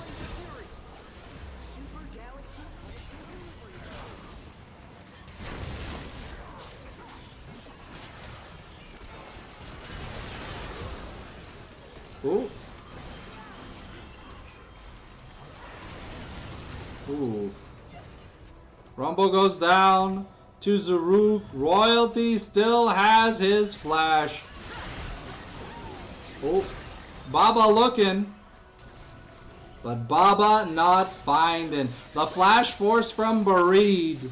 That is crazy though. Yeah, they're setting up a little trap angle, trying to find whoever would walk in. Dave Lund. Oh. Ooh, there was no Zaya ultimate. Oh, okay, but yeah, that's a bullet probably just dead. Oh, okay, no. Oh, we're not gonna be in reach, but yeah, that's gonna be Elder here for CtrlAltDelete. This Varus is a monster. Bloodthirster picked up here for Zaya, but that's gonna be 6 completed items for Varus. This man has looked unstoppable. And it just feels like he doesn't take any damage. Okay, yeah. Like then here, forced away. Okay. But Dave Lund and like then, I think they're just dead here, right?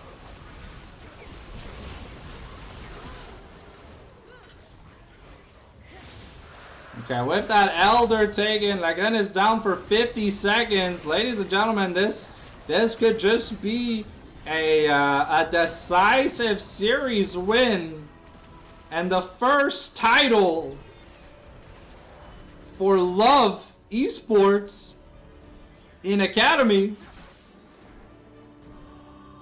After seasons and seasons and seasons of disappointments, Royalty is putting everyone on his back, and he's like, hey, we're winning this shit. Baron's gonna be up. So it'll be Baron plus Cloud Soul plus Elder plus 6 item Varus.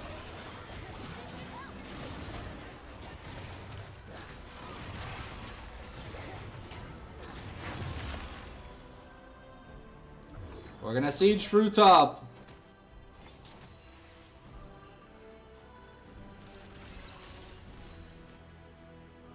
We really gotta, if you kill this Varus though, a lot of the DPS goes away. Keep in mind, Varus is 25% of the team's money. Ooh, ooh, that's a flash from Zaruk. Ooh, okay, the Mikhail's already used here. Okay. Ooh, and we used the teleport.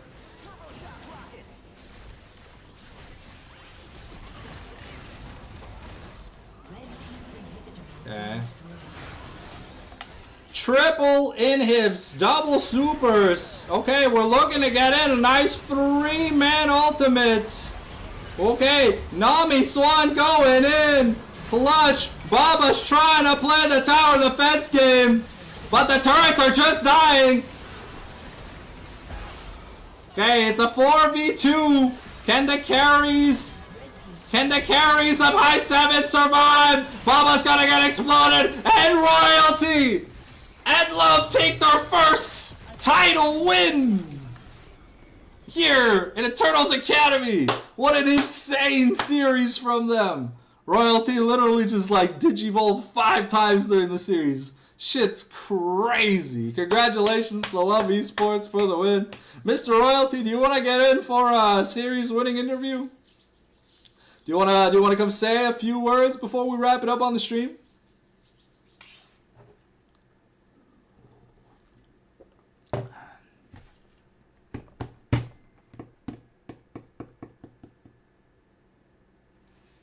Give him a second to answer.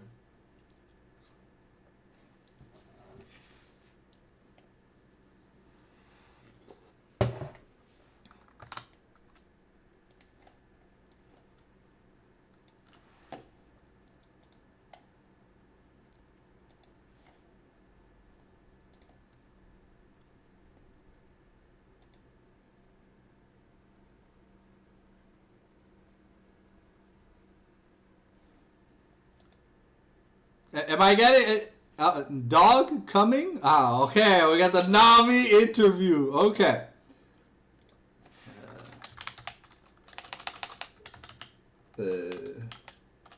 What's his name? Doug Mabul on Discord? Right?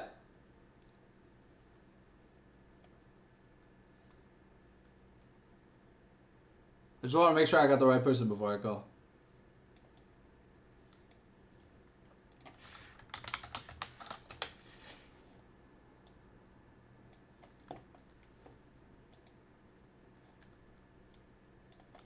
Alright. Alright, let's get him in. Let's get him in. Hello, Mr. Nami. Congratulations on your first Eternals titles win. Are you Thanks. how are you feeling right now? Pretty good. Okay. Did you guys have this like master plan? Because like High 7 has looked for seasons and seasons. High 7, like especially in finals, has looked like unstoppable. But today it looked like you guys just had outside of game 2. Because game 2 was a bit of a massacre. Yeah. But Just got shit on. My laners just lost every lane, you know. yeah, sometimes it's a wallet diff. But yeah, no. But you guys seem to come in with some so. All right, give me a second. Let me juice you up. There you go. Try saying something Juice now. me up. All right. Can you guys hear him?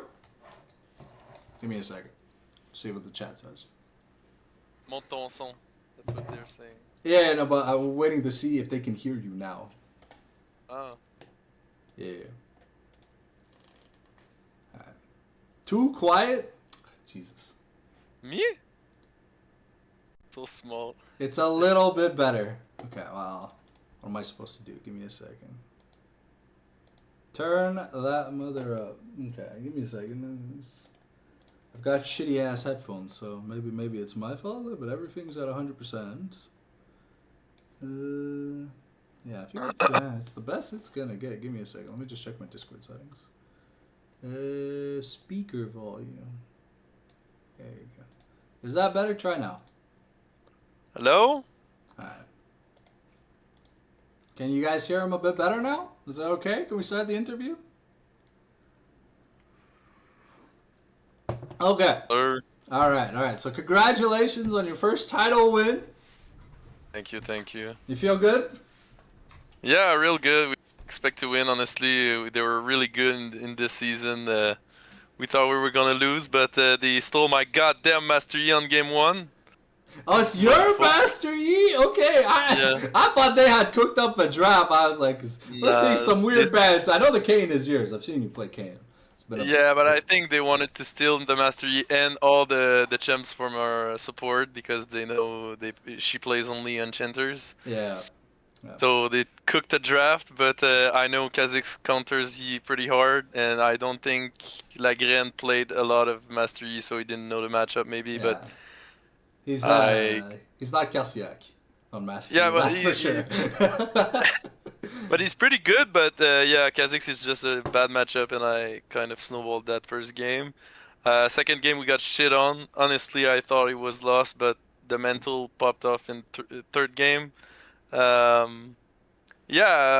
honestly, I don't know how we beat them that much, but they played pretty good on game 2. The MME is a spicy pick we cooked for Game 5. We like it. Just shits on Rakan too. So Yeah, I think 'cause- MME was able to create a lot of space for royalty, and he just smashed oh yeah. their ass after that.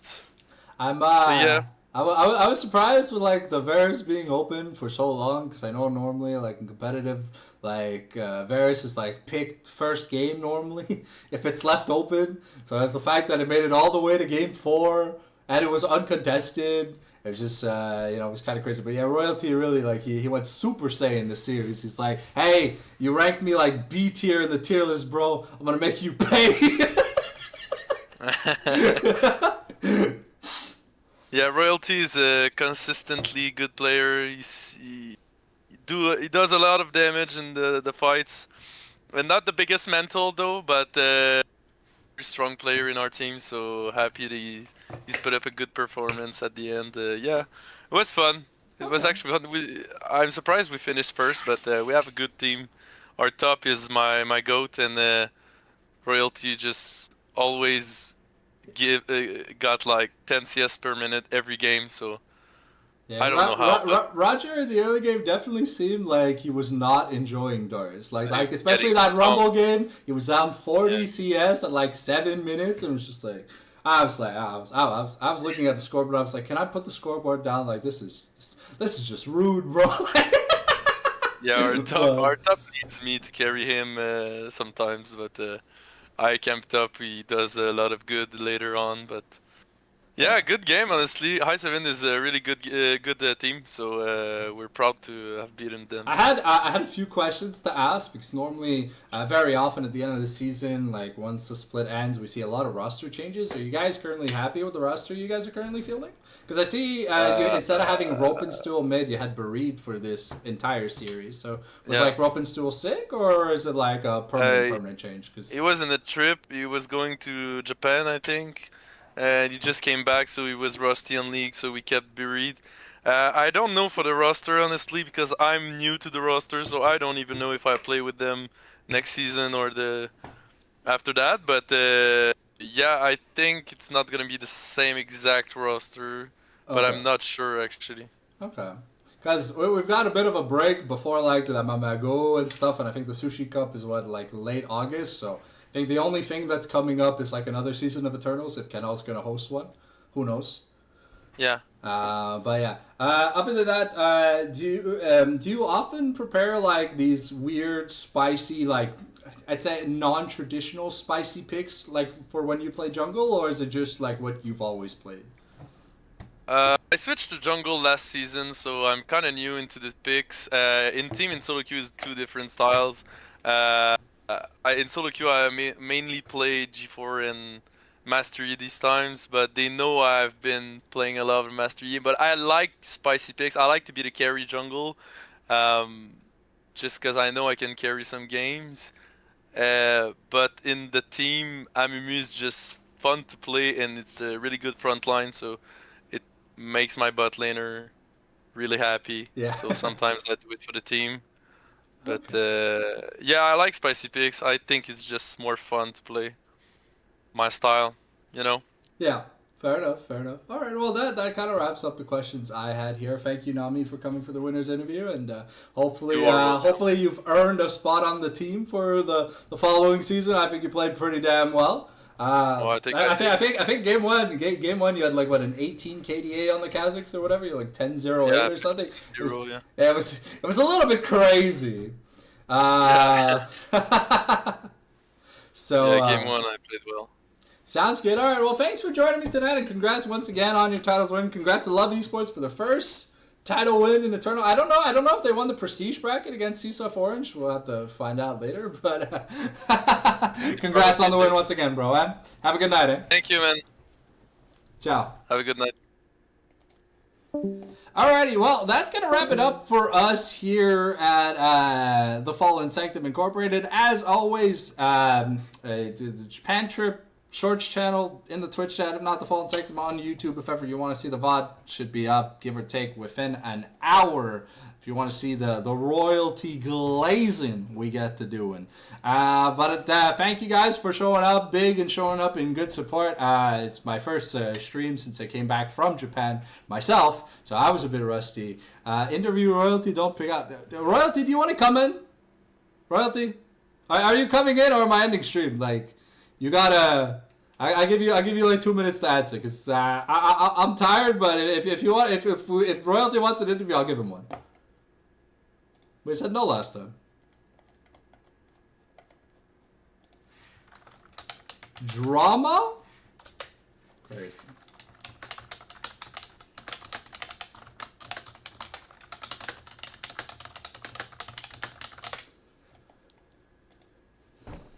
Give me a second. I just messaged Royalty.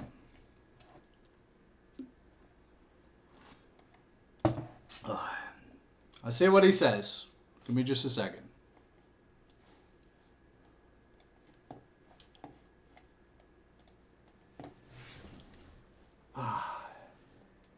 Come on, Royalty.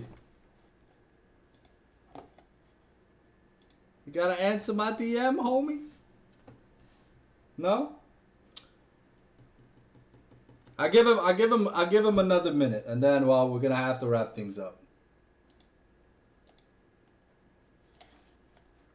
Cause I have an outing tomorrow morning.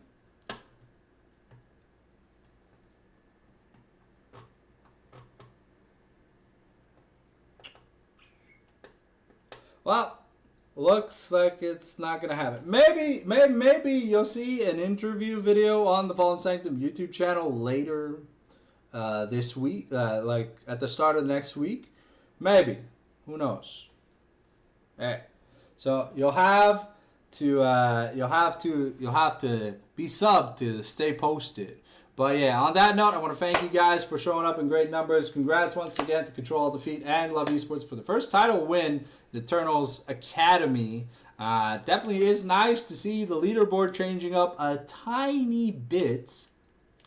Hey, can't have high 7 winning 15 seasons in a row, right? You know, so you gotta mess it up, you know, make the moment go especially a bit more interesting later on this year. But anyways, thank you guys for watching. VOD will be up in about an hour on the YouTube channel, so make sure you go check it out. If anything, other than that, I'm going to peace out for tonight, and, well, we'll see you guys the next time there's something to cast. My Discord DMs are always open. If you want to get your games casted and stuff, my DMs are just a click away. The Fallen Sanctum on Discord. Peace out. Ciao, bye. Thank you guys for watching.